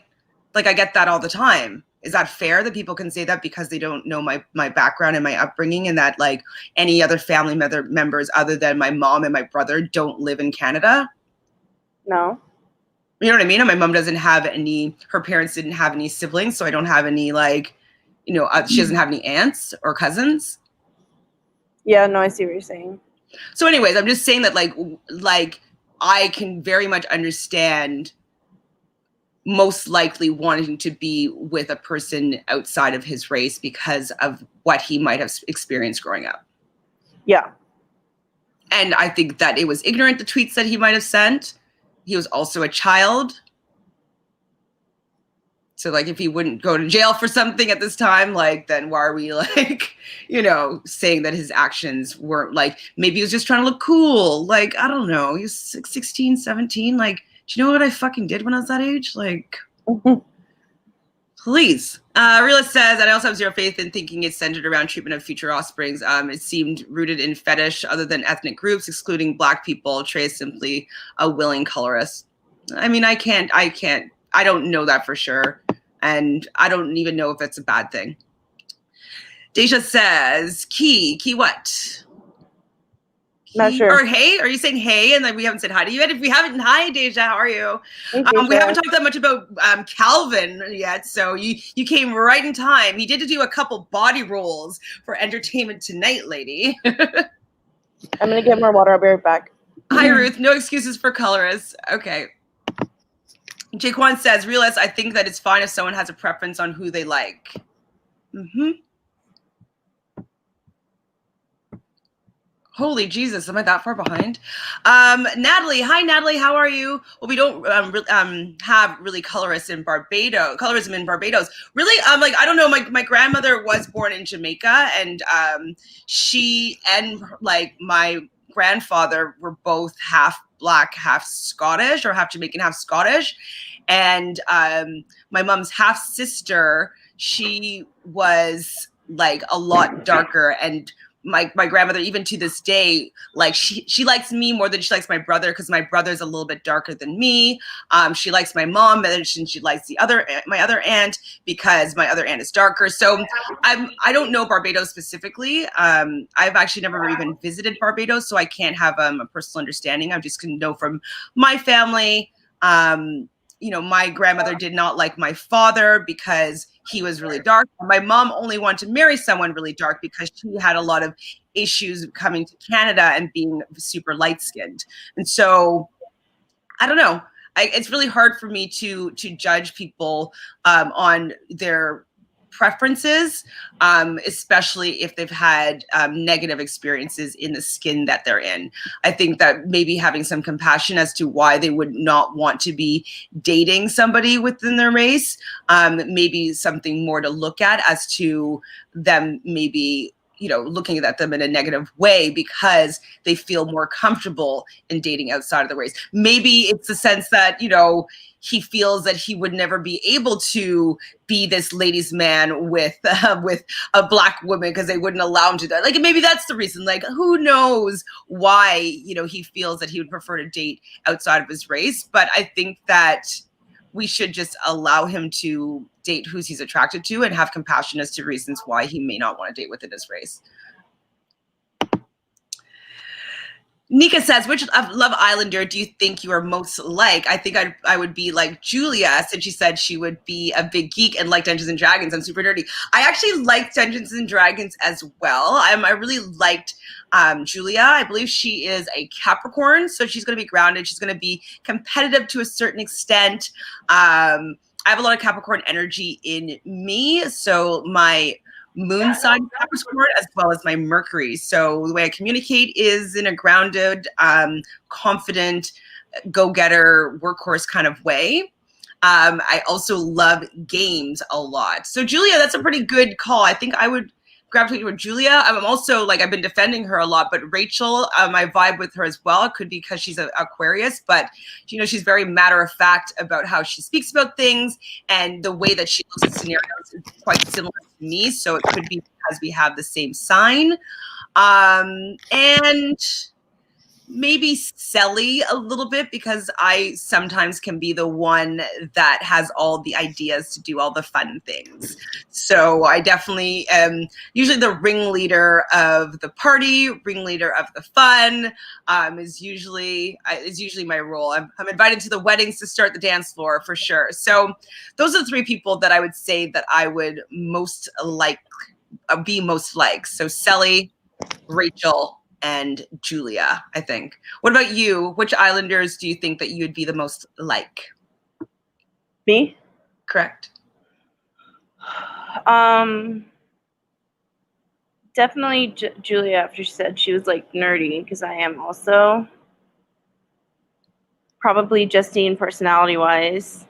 You don't have to say three. Two's good. Yeah, that's kind of it. Yeah, I said Julia, Rachel, and Selly would be like my combo. Realists, bad experiences with Scorpio men, love bombers and gaslighters. Yes, I can understand that. They might be very seductive and like kind of they usually have like deep eyes. Like if you look into their eyes, like they're very kind of captivating and mysterious, but then they might ensnare, they might have interesting kinks or fetishes. And within saying that they're gaslighters, they are going to be a little bit, the way that they manipulate is through emotions because they're a water sign. And so, yes, they would definitely be a gaslighter. I could see them doing that. I'm not doing anything. I'd be like, I'm going to fucking kill you. Have you dated a Scorpio? No. I have not. Me neither. I don't even think I really know any Scorpio men. The one Scorpio, I matched with him on like a dating site, and then he was like the weirdest person ever. He was just like talking about like how he's dominant, and he's like all this like basically wanting me to be some submissive and like wanting me to call him daddy and all this stuff. I'm like, what's happening? Actually, yeah, no. I mean, I nearly entertained it. Then he got weird. I never met him in real life. Just so you know, guys, I didn't go down that route. We only messaged. Rachel says, "Can I talk about female cancers? That's my sign. Can you talk?" So, female cancers. That's Kirsten's a female cancer. Was that the only cancer? I guess Connor was a male cancer. So they're very nurturing. They're very loving. They are ruled by the moon. So, but they're also going to be, once they're willing to give their heart, but once if you kind of misuse it, or if you don't, respect their heart, they might get closed off and hide. And so they go underneath, they're the crab, right? So they go underneath their crab shell and they kind of hide away. And so they definitely are very maternal. Like it's the moon energy. The moon is all about emotions. And so they can be really emotional and not maybe understand when people don't understand them emotionally, or don't react with them emotionally, or don't respond to them if they have an emotional response to something. Like they just they're very emotional. That's all I could really say about cancers. And them too, because they're also a water sign like Scorpio, they don't necessarily let bygones be bygones. They kind of remember everything and they kind of hold it within. Why are you smiling like that? Because Nall is attacking me. Oh, I thought like you knew like a cancer woman that you're like, oh, I know who you're talking about. No, I have this dog. I have cancer in my signage. So my rising sign's cancer. So kind of what I'm learning to understand in my life is about that loving, nurturing energy. It's also the sign of the home, of the family. So you probably have really close bonds with your family. You probably enjoy spending a lot of time with them. If you're into a relationship, you'd probably want them to have a good relationship with their family and be really easy to, assimilate with yours. So they're very, very emotionally open, but if you kind of wrong them, they're going to recoil and hide. They're loving, their family, their mother. They're pretty psychic at times. All the water signs are going to be the most psychic of them all, just because intuition is part of like the water sign. So that's you in a nutshell, but that's just your sun sign. Your sun sign doesn't like mean that much. It just kind of means like that's like your ego expression of yourself, but you have so many other expressions as well. Realist says, Trey's interview with Alana was typical colorblind rhetoric. He says, I'm open to purple, blue. Okay, I can understand that. That would be offensive. To purple, blue, yellow. There's no such thing as any of those people, just common responses that have no meaning. Yeah, I can understand that his response might not be educated and like using any critical thinking with how he's coming about it, and thinking that saying that he's colorblind is a way of absolving him of not actually stating what he means. So I can understand you being frustrated there with his response, because that means that he's not actually even putting any attention into what a colorist is and how he could be that. So I appreciate that is a reaction to his response that I think that needs a little bit of work. He needs a publicist and maybe speak to a counselor as to why he may think this way.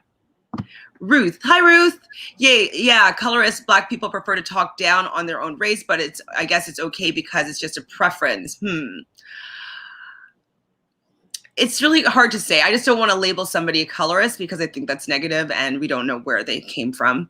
I could understand him not being educated, not being able to articulate his feelings and what he's experienced in his life, and why he'd be gravitating to people outside of his race. So I'm just going to ask us all to have compassion for him, because something must have happened in order for him to not want to be dating within his race. I don't think that labeling him as something negative is going to make him want to start dating Black women. Like there's going to be a root to that, and so let's look at what the root could be as opposed to like villainizing him for this particular issue. Like he's done some shitty things I'm sure we can be mad at him about. Ruth also says to realists, you're actually talking sense, unlike some of the people in the comments and the hosts. Oh, that's not very kind, Ruth. Praiseless says, Trey even said that Justine fans should be thanking him because he kept Justine in the villa, and that's why she won. He's okay, and he's cocky and childish. I disagreed with that. Go ahead. No, I disagreed with it. Like when Oh, he said that. Yeah. Like I think he's just being a cocky jerk. Which, yeah, also just everything that's happened after he left the villa has made me not like him. I don't care for him, as I said before. Like I don't date him. I don't think that he has any emotional depth. I don't think that he's intelligent enough for me to really have, to want to pursue a relationship with him. And so him speaking over here, like, I don't know. I really don't. I don't. It doesn't bother me because I don't really value his opinions. You know what I mean? Yeah. I don't really value him that much. In that terms. Like, I mean, I think that he came off as a player. He doesn't really have any depth to me. What we're really liking about Caleb is the fact that he's really like, he thinks about things. He's smart, like he's kind. He has good values. And I don't feel that what we've seen from Trey, he really has that. So I don't really care for much as what he says because I don't really value it. It's like, right. He's not a peer of mine. He's not someone that I want to learn from. You know what I mean? So it's kind of like, I don't really expect that much from him. Zero expectations. Sabine says, can someone explain to me the Trey colorism situation? I didn't watch the season from the very start. I just remember seeing 5 seconds of him and Justine, and I can tell he wasn't crazy about her. Do you want to say it? Basically, after he left the villa, there was tweets that resurfaced about him basically saying that he was a colorist. I think he said, like, what he said, he wanted to have a white baby? Or a mixed baby, yeah. Just like kind of shortening this all because we've gone over it a bunch. But and so people have been coming for him afterwards saying he's a colorist, et cetera, et cetera. And yeah, and so I don't know, people are mad about that. Which, I mean, I also am mad about. Hearing Chantel's experience with it and hearing her breakdown of like her family, and so I see both sides of it, and I agree. I think he needs to definitely go through therapy and like go find the root of like the problem. Because whether or not it was a joke, like at one time in his life, I think he did believe it. Belief of some sort, yes. Yeah. So. And like, I don't know if the best recourse is to villainize him for a tweet that he made about opinion that he had that could be rooted in something that could be traumatic. You know what I mean? Yeah. Well, exactly. Like, and it's the whole nature versus nurture, right? Like, exactly. Like for instance, my dad. This might make me cry, sorry, but he's quite very dark skinned, and when he moved here from England, his nickname with everybody at school was Charcoal Face. And wait, sorry, I think it was Charcoal Face, something like that, and that was what people used to call him. And that I might be missing up 2 stories. But anyways, the point being is that like nicknames like that have followed my father from when he was super young. And so is that maybe the reason why he always wanted to marry somebody that was not as dark as he was. Like my mom's super light. Anybody, if I've seen any of his past relationships, they've been all super light skinned. And obviously my stepmom is blonde haired, blue eyed. And I think that a lot of that had to do with when he was 9 years old, moving from England to Canada and being made fun of for his skin color and his British accent, obviously. So he cut his accent out. Like he dropped his accent as soon as he could. And I'm curious as to the reason why he made those choices and realized and had his preference be made for him by his experience when he was 9 years old. I'm just saying that it's very possible that Trey has had similar experiences, and to cope with it, he's become a sort of player, some sort of like cat that goes out and like just dates all these girls, these white women or these not black women, because he didn't like what he experienced maybe when he growing up. It's just a possibility, but I'm going to look for the reason why, as opposed to villainizing completely for the action without having potential compassion for what he may have experienced. Right. Like imagine like a little 9-year-old being like every day at school. It's so heartbreaking. I know, yeah, it's really fucked up. And then people are going to be like, well, those people were bad. And it's like, well, yeah, but he still had to like internalize all those experiences. You know what I mean? And so, and how they are expressed could be through preferring a preference because you've had negative experiences in your own skin. Really says to Ruth, they're good hosts. They like to have this type of discourse with them. I like to have this type of discourse with them. I would just like to challenge the narratives I feel may be true, but harmful if we keep accepting them. I mean, I get that as well, like accepting narratives and, people, making these decisions. But that's why I'm kind of saying that we need to have compassion and look at the root as to why he might have those ideologies or those preferences. It has to be stemmed from somewhere, because we know for a fact that no child grows up hating or disliking or not attracted to. That is a learned, like your interests and preferences are learned. Other than innate talents, like you learn what you prefer. That's how, racism kind of is able to be churned. Like obviously there's systemic racism and all that stuff, whatever. But like, it's a learned behavior. It's a learned taste. It's a learn like or dislike. And so let's get to the root of the problem. Well, the root of this particular problem is probably something that happened in the racist world that we lived in, where he wasn't feeling comfortable in his own skin. And he probably learned that he was accepted more as a black man when he's hanging out with a white woman. If he's with a white woman and something happens, maybe he's not going to get shot when he's in a car. Like it could be as much as that. And maybe he's not doing that outrightly because intellectualizing those reasons, but people make decisions as a form of protection of themselves, a protection of their hearts, protection of like their legacy, like all it is to protect themselves. And so he must have had something at least one time super tragic that happened to him as a child growing up to make him feel as though his preference is white people. That's it. He probably felt safer when he was dating a white person. Yeah, I think you're right. Some shit definitely had to have happened for him to come to think like that, or he's surrounded by people that have that same opinion. And okay, Annie, are you a dark-skinned black person? I just would like to know. Just let me know this, please. She says Trey was a player, and that's why Justine chose Caleb. At least Trey was honest, and it's fine. I don't think that people should hold him to something he said in high school. Oh, okay. Wait, didn't you? No, it wasn't. You're asking if Ruth was. Oh, Ruth. I'm sorry, Annie. I didn't. I mean, you could tell me as well, but it's Ruth. Sorry. Yeah, I mean, I don't necessarily think we should hold on to what he said, but like, as I've said a few times, I know I'm just catching up on the comments. So I think that we should look at to why he could possibly say, like, have these feelings, have these, emotions, why he would feel comfortable with making those tweets, why he would think that that was funny. Teresa says, thank you. I'm Haitian. Thank you. And hello, everyone. Hello. I'm not Haitian. Well, I mean, as far as I know, most immediately would be England and then Montserrat and Antigua on my dad's side. And then my mom's Jamaican and Scottish on her side. But the Joseph would have been like the British Antiguan side. So I don't know. Maybe we're not related, or maybe we are like really far, far away. But I'm not Haitian, but je parle français un peu. I don't even know what you said, but it sounded cool. Really? I said I Yeah. speak French a bit. Oh. Jaquan says, I judge sometimes because of their past.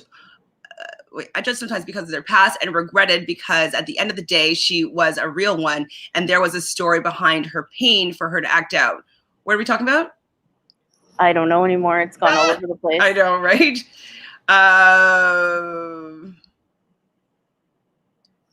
For her to act, who acted out? Maybe he's talking about Trey?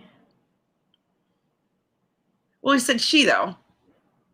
I think it's his experience. Like, he was blaming someone, but she ended up, like, she acted out, and then he's regretting judging her for it. Oh, no, he was saying that she was a real one. Okay.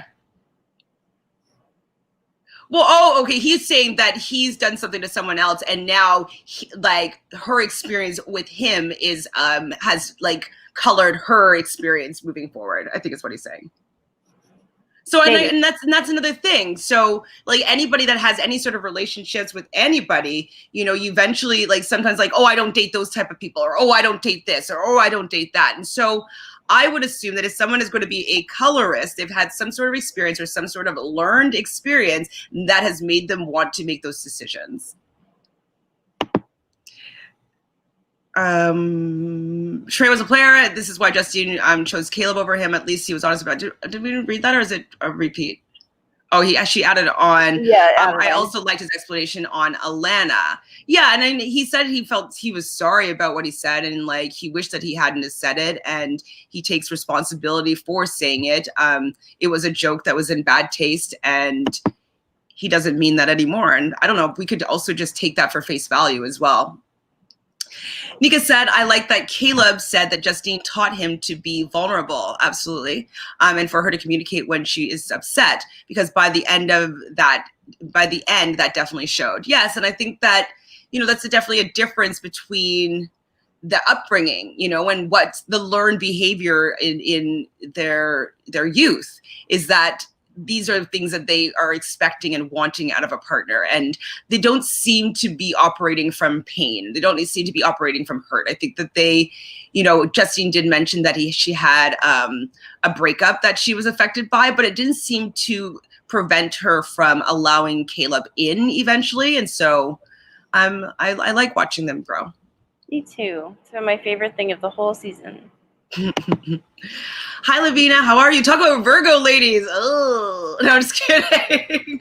Virgo is the one sign that I definitely, I understand for myself the least. My North Node is in Virgo. And so North Node is kind of what you are coming here to be, what you would be able to excel at. North Node is also the ruler of the 6th house. The 6th house talks about day-to-day activities, perfectionism, the body, you know, physical, like easy physical activities. And so sometimes Virgo women tend to be type A, very matter of fact. Everything has its place, usually. Perfectionism. What they say at times, people that fall under the Virgo sign can never seek happiness because they're always seeking perfection. And so sometimes that becomes with Virgos being very hard on themselves, being allowing themselves to fail or have different experiences because they are they're worried about being perfect.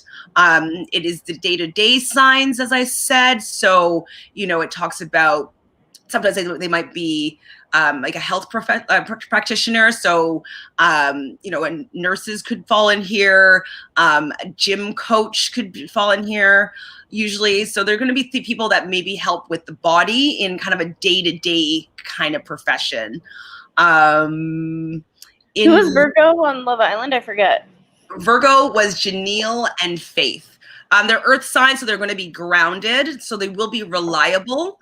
And so they could be somebody that's good to get in a relationship with, but sometimes they might be maybe a little bit controlling because they like the perfection and they don't necessarily allow for spontaneity, we'll say. Okay. Okay, you should read this one. I don't want it to get me mad.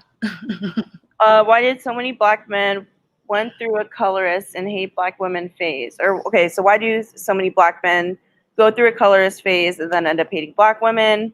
Black women should not have to be something you have to grow to love. Plus, Trey's apology sucked. Yes, I agree that Trey's apology sucked. I think no matter the color, there's always going to be women are inferior to men. So I think that translates across all colors, ethnicities, any part of the world. So I agree with you. I hear you. I still think Trey's apology sucked, but I also think that at the end of the day, there's something that made him like turn out to be that way. And that's something that he needs to explore now that he's off the show. And because he clearly didn't get hate for it when he posted that tweet. He's only now getting hate for it because millions of other people have seen it and he's under a microscope. So I'm not excusing his actions, but I'm saying he has a lot to look at within himself in order to figure out why he did feel that way at one point. And yeah, and like I said, it's not just black men learning to love black women. It's all men learning to love women, in my eyes, at least. I totally agree with you. And, you know, I think that maybe we need to ask, like, why do black men have something that's happened in their life to make them feel as though they need to date outside of the race?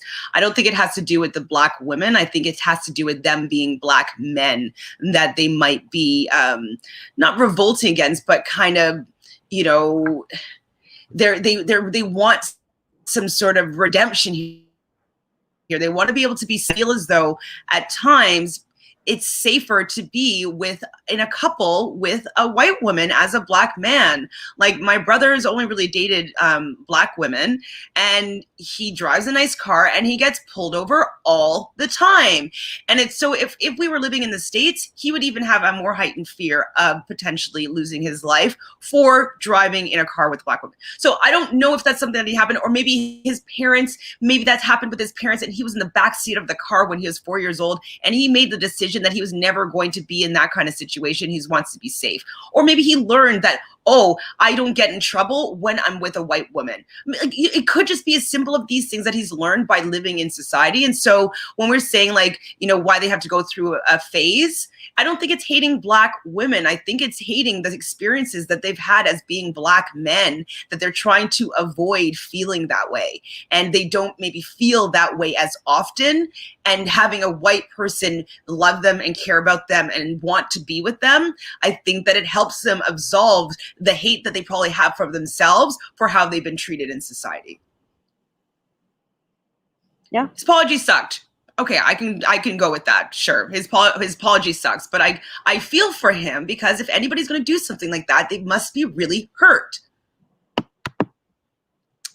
Nika says, Caleb's thoughts on the striptease are so funny. It was a trying moment. Yeah, he was so cute because, like, I think that he was pretty turned on, and, like, he knows that the cameras are on him, and, like, you know, she looked hot. She was dancing, had all her moves. I wish that we had, like, an extended version of all those dances. You know, I wish we had, like, all the unseen bits, like all, like, the, like, director's cut. Like in the Bachelorette, how they do the like the funniest moments, like when people are, like, falling in the diving room, or, like, yes, yeah. We kind of got a couple of them with people interrupting Johnny's confessionals, and I really loved that because Johnny. I know, right? But, like, what I love about that, though, is, like, it breaks the fourth wall. Like, it's like he's talking to us and we're watching it as a TV show, and then you realize, like, oh yeah, he's in a room in the, like, it's just outside the door. You know what I mean? Like, you forget about that because, like, how you watch it. But I love seeing people come and interrupt in the diary room. I think Calvin had more chemistry with Faith and Casa Moore.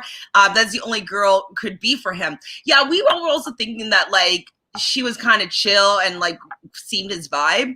It could be because there's so many other light and flashy things, like Cher, that were in the villa. And I think you pointed out, Brazil, that, you know, he probably didn't want to come back with a Faith. He'd rather come back with a Cher, with Moira probably partnering up with someone. And so, not that Faith isn't a pretty woman. I think that Cher is just a bombshell. And Calvin also did mention that bombshell of all bombshells, right? Notice or didn't enjoy the kiss that they had under the waterfall. So it could be because he didn't allow himself to have any sort of feelings towards her. But for the most part, he wasn't into her. And I think he wanted to bring the hot girl on his arm back from the villa. So I don't think that Faith had a chance there. Especially if they weren't really feeling something. If he's going to do like a friend like hookup, like he's going to do that with Cher. If he can get Cher to do that with him, like, yup. Chickwan says to Praisel, he's entitled to his opinion as a viewer. It looked like Johnny was helpful with the situation comparing Justine and Caitlyn, so I get where he's coming from. Helped him with the situation comparing Justine and Caitlyn. Yeah, well, Johnny did help him like choose Justine. And so maybe Trey usually would have chosen Caitlyn, and maybe that was different, like a step outside of himself, as we're saying, for him to choose Justine. I don't know. Okay, I know I'm really behind in the comments, Jerry Kwan, but you want to reiterate? Hi, Melinda. How are you? So, oh yes, you need to watch this guy on YouTube Living with the Sandman. He has a real great explanation on Rachel and Jeremiah and Trey's situation. Did I hear that whole situation, or was that the third one? The third one is the Justine. I haven't finished watching that one. Yes, honestly, like I talked about this at the beginning of 2 hours ago. Holy shites. And so I'm going to actually try to get him to come on and have a chat with us over here. We have about the same amount of subscribers, so like I think that he'd be willing to come and do a little collaboration over here, and then maybe we can go over there and talk with him on his platform. So yes, I believe it was Realist that gave us his link, was it originally? Yes. Realist, and yeah. so I've watched the first 2 of his videos, and I've commented and chatted back and forth with him a little bit about them. And so he, honestly, you are right. Even if you go, anybody that's in this chat today, if you go to yesterday's video, I did link his first video about his reality TV assessment of Love Island, coming from someone who's been on a reality television show and has been working within reality TV as a host. So you are so right, Melinda. Like, he is definitely a great listen. He has a great explanation, 100%. And I haven't finished listening to his third video that he has on Love Island yet. But I'm going to listen right after this probably. Hi, Nick. How are you? I'm the same with Brazil, same way as Brazil when it comes to rewatching things after the season is finished. Yeah, I mean, I don't really watch that many things over again. But if I start in the middle, I'll go back to the beginning. Melinda also says, I applaud Justine for taking her shot and how she did it, because Caleb was like waiting for her to make that bold move. Yeah, I mean, I think it was good for her to make the bold move. As I said before, I just wish that she just had told Rachel that she was going to do it beforehand. Loveline Nick says, rumor has it Johnny's on top of Noah also did adult videos, and they paid Noah hush hush money. Do y'all think that's true? So I actually looked it up, and I read that the reason why Noah was he was removed is that he lied, and so he put false information on all of his application forms and stuff like that.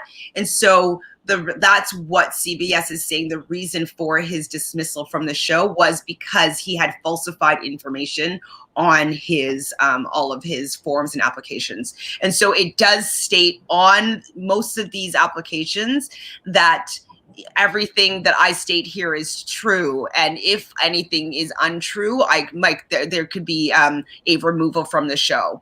And so I think it was like, that makes sense to me for it being a mistruth or like falsified information, that they kind of they probably didn't necessarily want a CBS show to say, like, there's a 10-year-old that's watching the show and they go and look up Noah and they find that he's a porn star. Like, I just said, like, it's part of their audience, and I can understand why they would have liked to have known that as part of casting.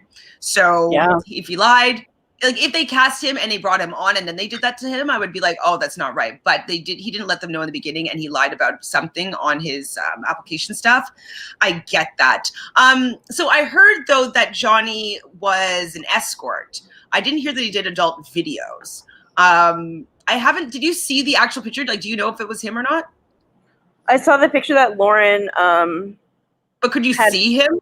Or does it just look look like him? It looked like him. But like, he's not that unique looking.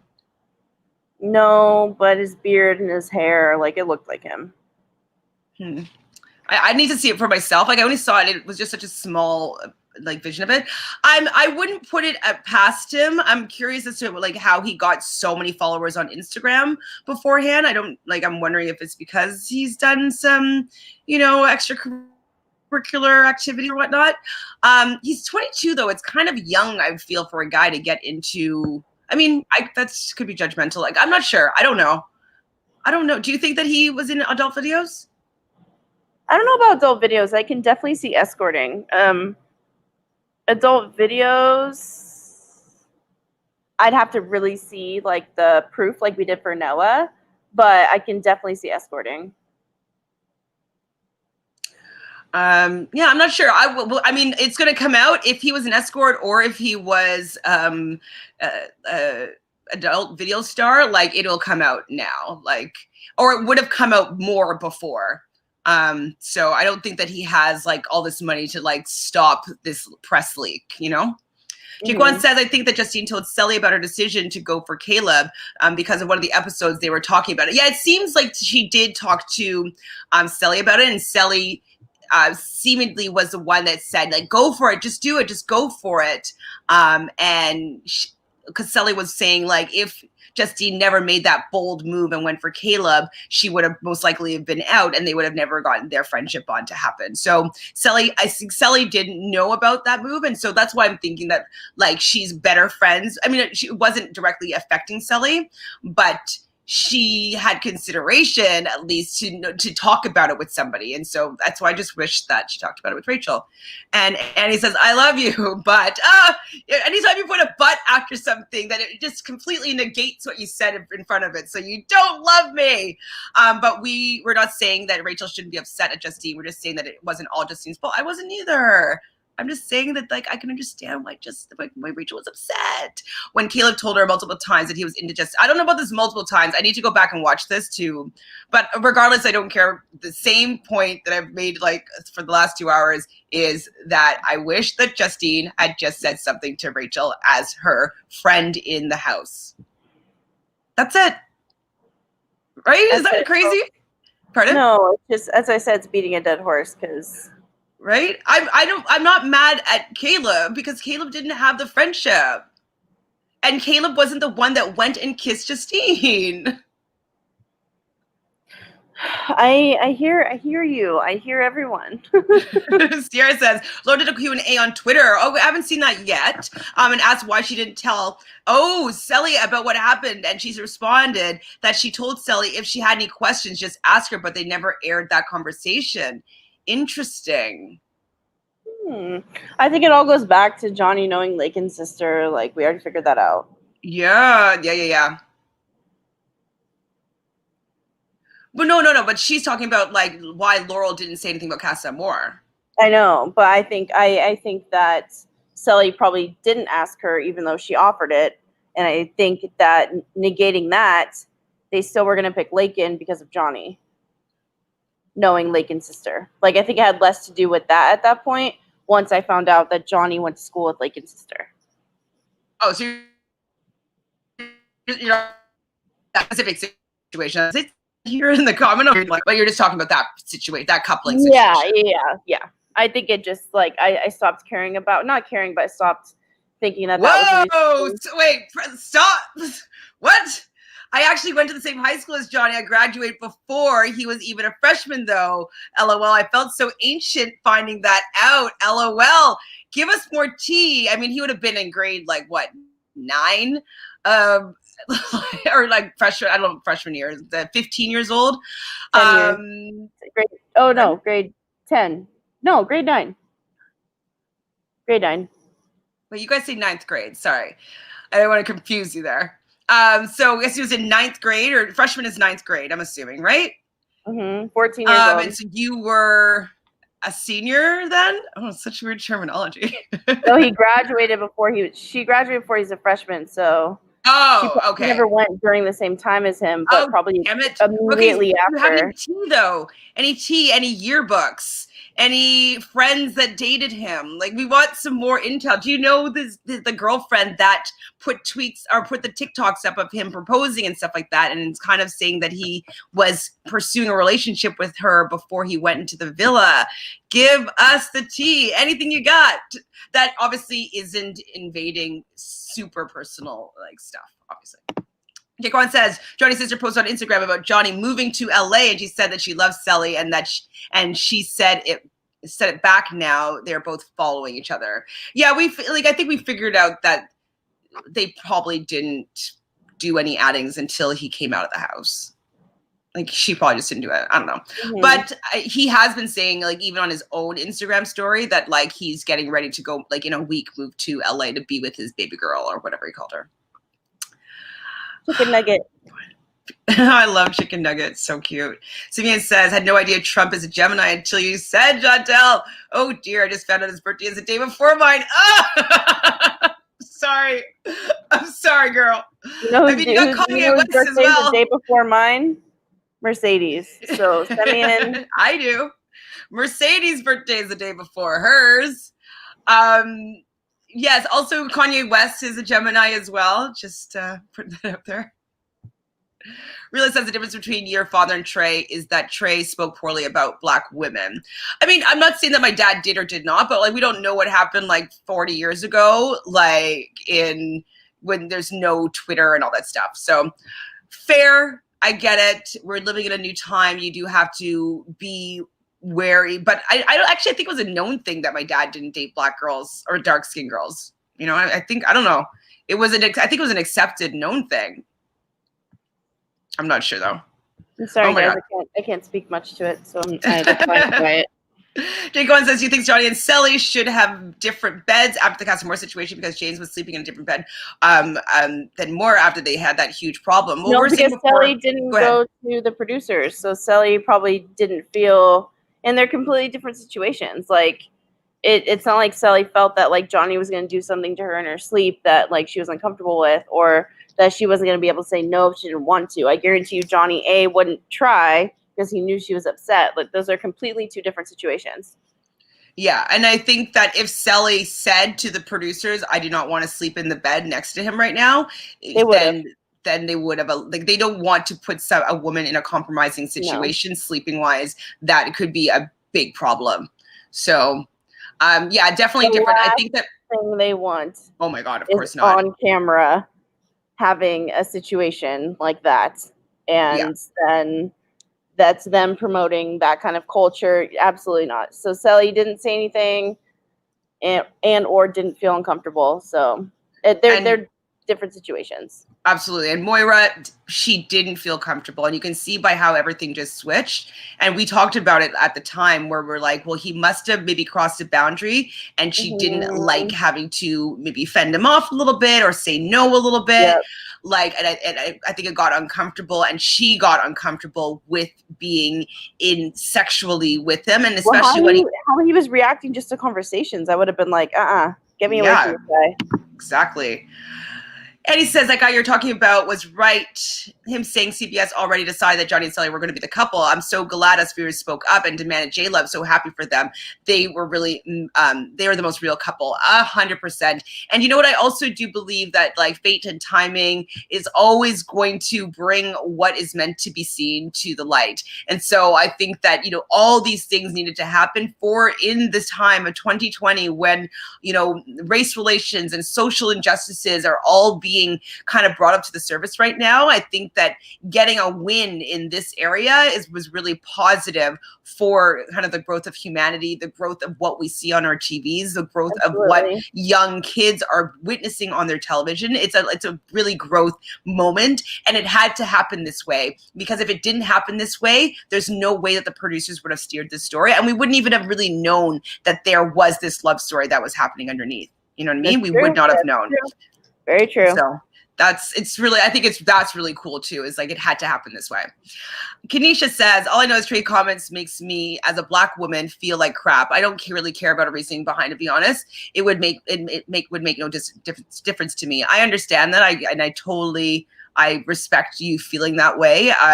And I at times have felt that way myself, not feeling from any Black or white or whatever, feeling beautiful or whatnot. And so I get that. But some people say like, well, I don't like Black girls, or like, oh, I don't, whatever, like whatever reasonings people say, like, yes, I can definitely be offended by not feeling attractive or loved.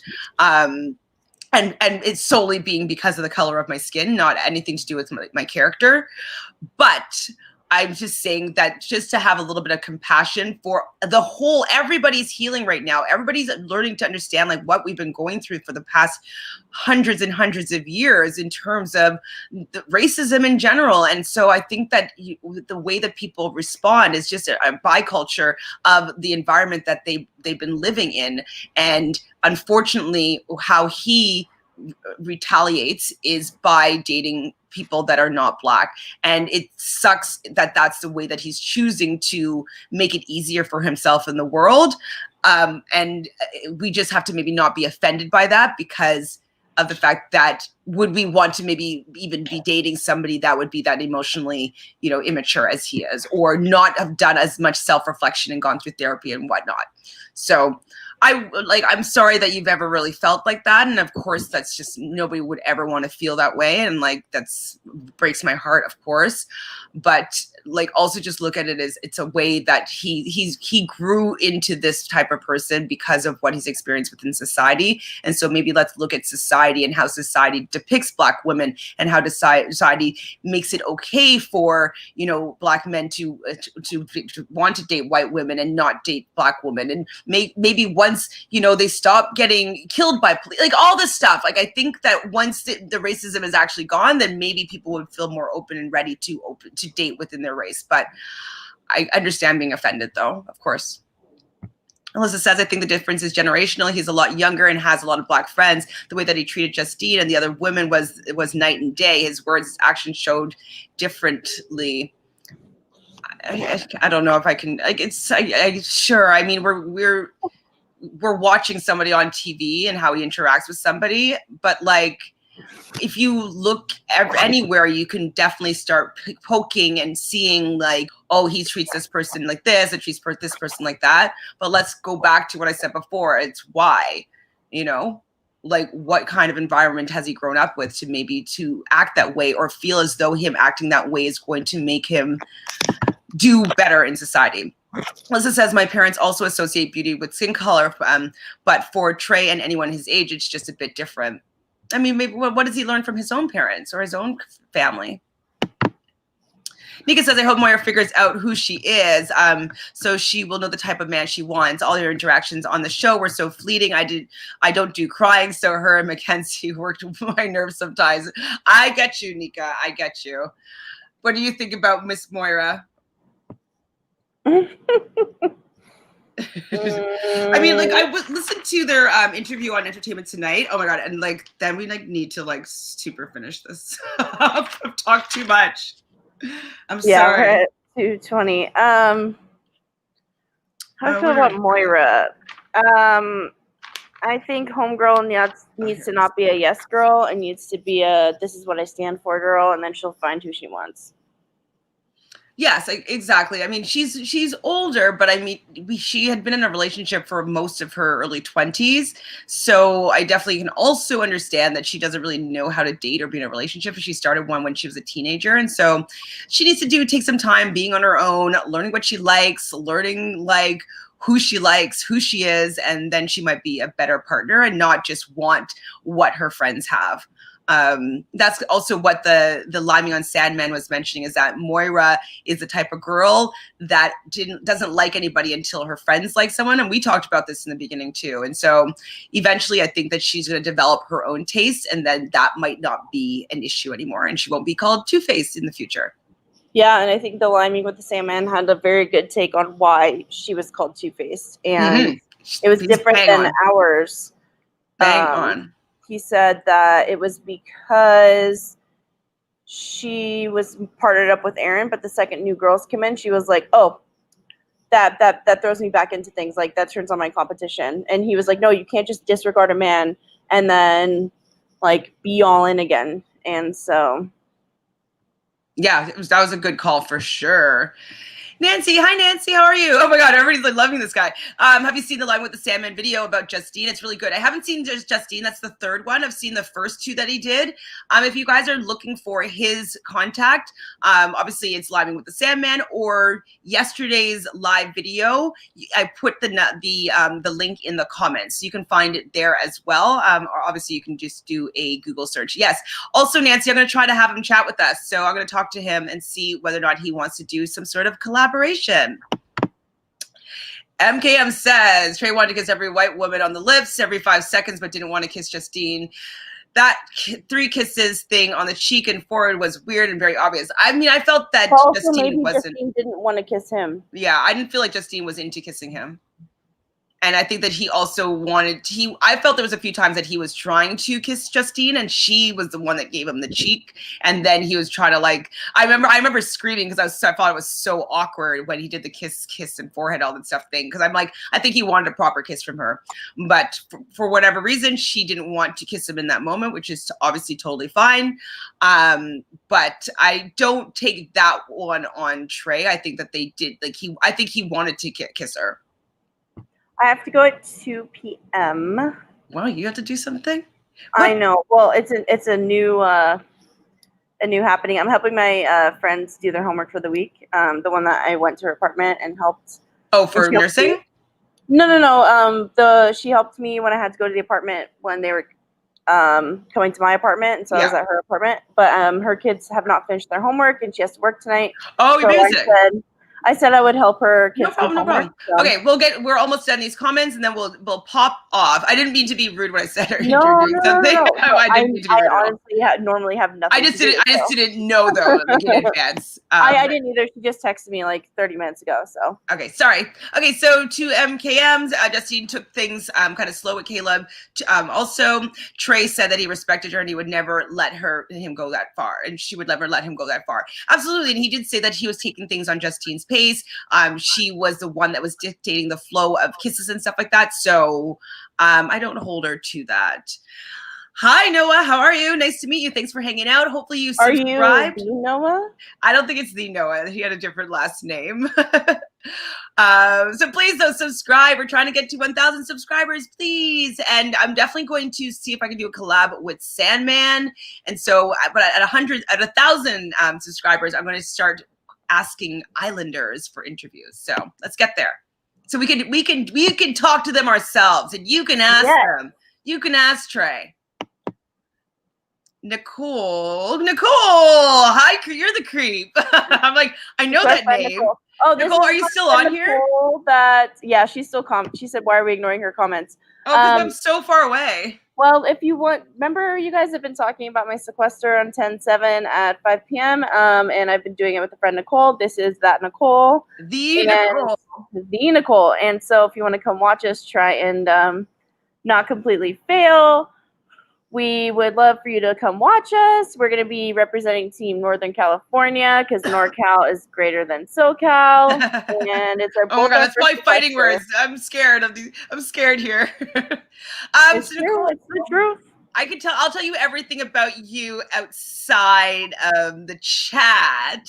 But maybe just briefly, Pisces, I roll. No, I'm just kidding. If you want, we have to talk about Pisces because Justine is a Pisces, Brazil is a Pisces, Moira is a Pisces. Nicole's one of my best friends from college. So who was the fourth person that's a Pisces? Mercedes is a Pisces. So everybody's a Pisces. Generally, though, that's the most psychic sign. They tend to be very.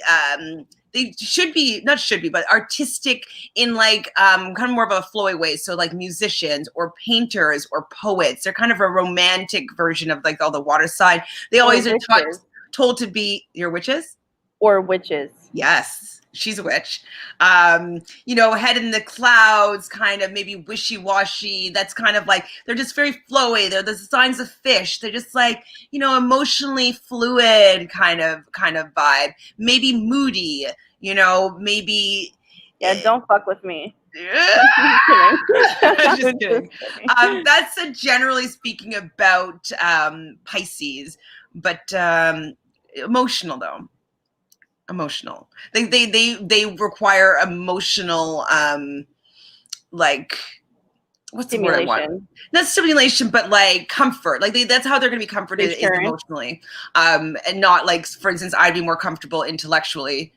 You'd be more comfortable with someone emotionally. You know what I mean? I know maybe not you specifically because you have all your Aquarius stuff, but like generally speaking, for Pisces. Oh my God, we're almost caught up. Teresa says to MKMs, Justine never wanted Trey's kisses. I can't get over her name. I really love her name. It is a beautiful name and a beautiful picture too. But bam. Nicole says, Praisel is a cool name. It is. It is a cool name. MPMs to Jaquan and Teresa. Okay, maybe that's true. LOL. It is true. She was not into Trey at all. Jaquan says, I'm just saying, depending on the person you are dating, things will go different paces. 100%. And he says, thank you for all the questions, even we disagree with you. Yes, Annie, I'm sorry that I thought that you were the other person that was kind of coming for me in a rude way. I didn't mean to. Pardon me? It was Ruth. No, now I realize it was Ruth, so I just they have the same color, though, of the icon. Yes, and so I did want to apologize just again that I didn't mean to maybe be a little bit short with you. Obviously, I do consider everybody's opinion valid. Obviously, I was getting a little bit tired, and so is Brazil hating on me, not hating on me, on me having to defend the same thing over and over again. So sorry, Brazil. Well, no, I just felt like it was like kind of a moot point because, like, you are going to always believe in what you believe in.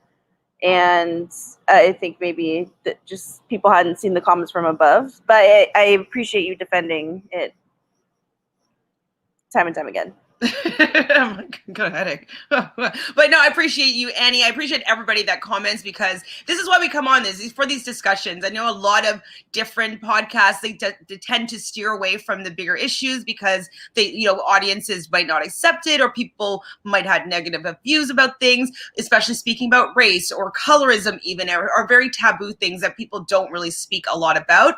And honestly, even for myself, up until we'll say around June 2nd, I didn't even feel comfortable with speaking my truth about these certain situations. So I'm very grateful that you guys are allowing me to have the voice that I do have and be able to share my experiences so you may have just a greater understanding of possibility with what people could be going through. So I think that all in all, regardless of who is right or wrong, seeing things from other people's perspective is one of the reasons why both of us really love chatting with you guys, because we learn something new every day. And it also allows us to think about things and think about how we think about things. And okay, when are we just jumping on the bandwagon, or when are we having our own opinion, or when are we as something that we learned from growing up with has been shaping what we're thinking. And so all these conversations I think are all really positive and really good. And even when there's disagreement, there's also growth in learning, because I'm also wanting to see from the other person's perspective usually. And I usually do see it from the other perspective, but then I also have my own, and sometimes that might be way heavier on, how I make my decisions. So we appreciate you. Yeah. Love you dated him. Wait, are you joking, Nicole? Is this true? He's being a troll. Are you being a troll? Get out of my chat. No, stay. I love you. Just kidding. Nika says, there's so many C names: Sally, Connor, Caleb, Calvin, Carrington, and J names: Julia, Johnny, Jalen, Justine, James, Jeremiah. I got confused sometimes. Oh my God. When I was doing this with Brazil, I would be messing up the names all the time. I especially got Calvin and Caleb mixed up in the beginning, and then they weren't showing anything about Caleb and or Calvin. And then so I was like, I really don't know how to differentiate between the two. Caleb and Calvin is still probably the hardest. I think it's because they both have a C and an L. They both came in at the same time. Yeah. And so I just forget which name goes with which person sometimes. And then once I knew about Caleb, I was like, oh, who the fuck is Calvin? Yeah, Calvin who? Calvin Cobb. Nicole says, is Sally a cute name for Marcellus? Get out of here, Nicole. No, I love you. Okay, EJ I'm gonna hop off. Okay, Sorry, bye. guys. But I love you all. Love you, Chantele. And tomorrow, are we doing this? I mean, I didn't even talk about anything. We'll come back again tomorrow, guys. If you guys are here, we'll talk. Okay? If you don't show up, then we'll I have stop a doctor's appointment at. I'll text you. I'll send you. I have to get you. We're almost done here, guys. I just have a few more to catch up on your little questiones. EJ says, did you guys see Caleb's live update on Instagram last night? Yes, we talked about this at the very beginning. Really enjoyed it. I love that he talked about, why he didn't choose Justine in the beginning, and he was like, man, you guys are coming for me already. But that being that, his intention was to go to the newer couples because he thought he'd have the most chance of maybe building a longer relationship with them. And she at that point was coupled up with Trey. And so they were in a coupling. He obviously didn't know how strong they were or were not. But he felt as though Rachel and Kirsten were the most penetrable couples at that point. I think that was a coupling, or she was with Jeremiah. I'm not sure what the timing was, but yes. He said that he loved the strip tease and the car wash. He felt that Carrington was one of the funniest guys. And he did actually talk about the Wakanda Forever, and he said it was something that, from Black Panther, obviously, that him and his father do with each other. And so for them, it's kind of like, like a fist bump or like a sign of affection or endearment that he does with his father. So that was cute that he clarified that. And he also mentioned that he never planned to say "I love you" in any of the moments, because some people were questioning whether when he brought her up to the rooftop to overlook Vegas, he was like, they asked whether or not he was going to say "I love you" there, and he said, you know what, I wasn't planning on saying "I love you" at either time. It actually just came out organically. So I liked hearing that too. EJ also says, guys, after I watched the Instagram live interview, I really think that Caleb doesn't really have oh dear, I'm glad that Brazil was off for this one, but I really don't think that Caleb I really think that Caleb doesn't have really strong feelings for Justine. I do see more of a connection between Johnny and Sally on Instagram. Yes, I will agree with you, EJ. I've been feeling for the whole time that I feel that there's a spark between Sally and Johnny, and it has been from the beginning, regardless of him stepping out and like not being completely faithful and like kind of lying and being a little bit aggressive. Like I still feel that they have that energy, that spark between them. And so, Brazil has been saying that it's a slow burn and, developing a really strong friendship. I think that they do have a really strong friendship. I think that they do have a really strong respect for each other. I think that they do have a love for each other, but I don't know if they have that same spark that's going to be a lasting relationship love, or the love that's like, I need to see you right now. So I can agree with you there. I haven't seen them vibe though that much since they left the villa. I know I did see Johnny and Sally do a couple little, little Instagram lives. I don't think I've seen them do one alone yet, but in their videos, it's very kind of politician-y, a little bit boring in their videos. And Johnny and Sally are just still a little more active. So I don't know if it's just their personalities are so completely different that it's showing up differently, but don't come for us. I'm trying to sign off now, but I agree with you there, EJ. Nicole, what else are you saying? Why are my comments being ignored? You both know how passionate I am about Love Island. Actually, Nicole does not love Love Island. She's never watched it ever. She also says, laugh my ass off. I was saying that when you were talking horoscopes about 1,000 hours ago. Well, I'm sorry, when you were asking, it was when I was 1,000 hours ago in the chat. Nancy says, did you see that Justine now is getting an iPhone and how Kayla was making fun of her during the live? Yes, I didn't know that Justine was getting an iPhone, but we did talk about Androids and how like we do judge people on whether or not they have an Android due to whether or not it's a green message or a blue one when we text someone for the first time. So hilarious, and hilarious that she's already switched it up.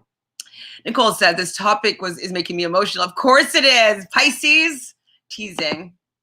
Jaquan says, peace and blessings. I don't really say that to me or saying that to Brazil, but same to you, Jaquan. Love you. And Lindsay, just subscribe, by the way. Thank you so much. Really enjoy your content so far. Thank you so much, Lindsay.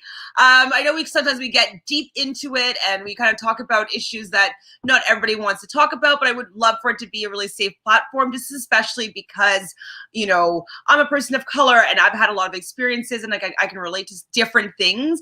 And, you know, we don't really talk about them that much. And so I'm happy that I have the platform that I can to do it. I'm happy that there are people that are wanting to have this conversation with me. I think it's definitely a blessing. I love chatting with you guys. That's why I go and speak for like 2.5 hours on a Sunday with you guys because I love it. EJ says, love you guys. Love you too, EJ. We'll be back tomorrow. We'll still do some more Love Island content. And then we probably will switch then to the Bachelorette. But yes, as long as there's more content coming about what's going on in relationships, we'll go live. And if you're here to hang out, you are. And if you're not, then we will stop doing it eventually. So between 2 and 4 tomorrow, we'll pop on again. And maybe for a shorter amount of time, like 2.5 hours is a little bit extreme. Sierra says, did you see Justine and Caleb's recent Instagram post? They're so cute. No, not yet. I'm going to do some research right now when I get off the phone because I want to have some more content for tomorrow, maybe some videos or some things to share with you guys about what we've learned about these islanders that have left the villa. And he just says, BB update. What do you think about the triple eviction? I'm like, yawn. I actually talked this morning with Taryn Armstrong on Rob as a podcast with the live feed updates. And one thing that we were excited about is that at least now there's a little bit more gameplay happening in the house. But I really wanted Enzo to have voted out Nicole in that triple eviction. It would have been just so sweet, you know, like it just, yeah. I mean, that's what I wanted to happen. There was probably about 15 minutes where I was actually really excited or I didn't know what was going to go on. But for the most part, I found it to be pretty predictable. I knew that Kevin was going to be going out. I knew that David most likely was going to go out next. And that Danny was, public enemy number 1. Kalandra, hi there. Nice to meet you. I know you're leaving soon, but for the next one, what are your thoughts on Laurel and Carrington? I know we were going to get to them. I didn't take some notes about them, but we'll talk about them tomorrow. I give them, especially Carrington, the benefit of the doubt. So briefly about Laurel and Carrington, I think that, you know, she's more into him than he is. I think that he's going to, you know, do his best to play the long distance boyfriend for maybe 1 visit or 2. But I bet you the first time that he goes and visits her in Alabama or she visits him, like they'll do the breakup and be like, long distance isn't working. I don't think that Carrington is ready or mature enough to be in a relationship that's long-term right now and long distance. So I think they'll try it for a little bit just to save face because a lot of people are saying that he only chose Laurel because he wanted to stay on the show longer and he knew that if he chose Lakin that he probably would be dumped. And so I think in order for him to not be adding to that narrative, I think that he'll stay with her for a little bit and then they'll break up. I don't think that they will go the distance. But if you guys have any more intel, let me know. I definitely watched a couple of their interviews and they just seem sweet, but it seems like they're also just saying what we want to hear. Him, anyways. She's being genuine. EJ says, I can't stand Nicole or Christmas. I know. Yes. They just both drive me crazy. I'm usually team women, but this time around, I really want all the women gone at this point. It's very unfortunate because I was really hoping that the women would have dominated this season, but it seems as though they weren't able to figure out how to work together. So EJ, yes, you should also go listen to Rob as a podcast. Rob Cesternino, he was originally from Survivor. I can't remember which his original season, and he came back for an all-star season of Survivor, I think it was. Anyways, he started his own podcast. Rob has a podcast, and he does daily live feed updates. And so that's what I did this morning. And he also does there's a legacy watch with his kind of group with Taryn Armstrong and a couple other live feed correspondents that are under his umbrella. And so if you want more Big Brother content, he definitely has it.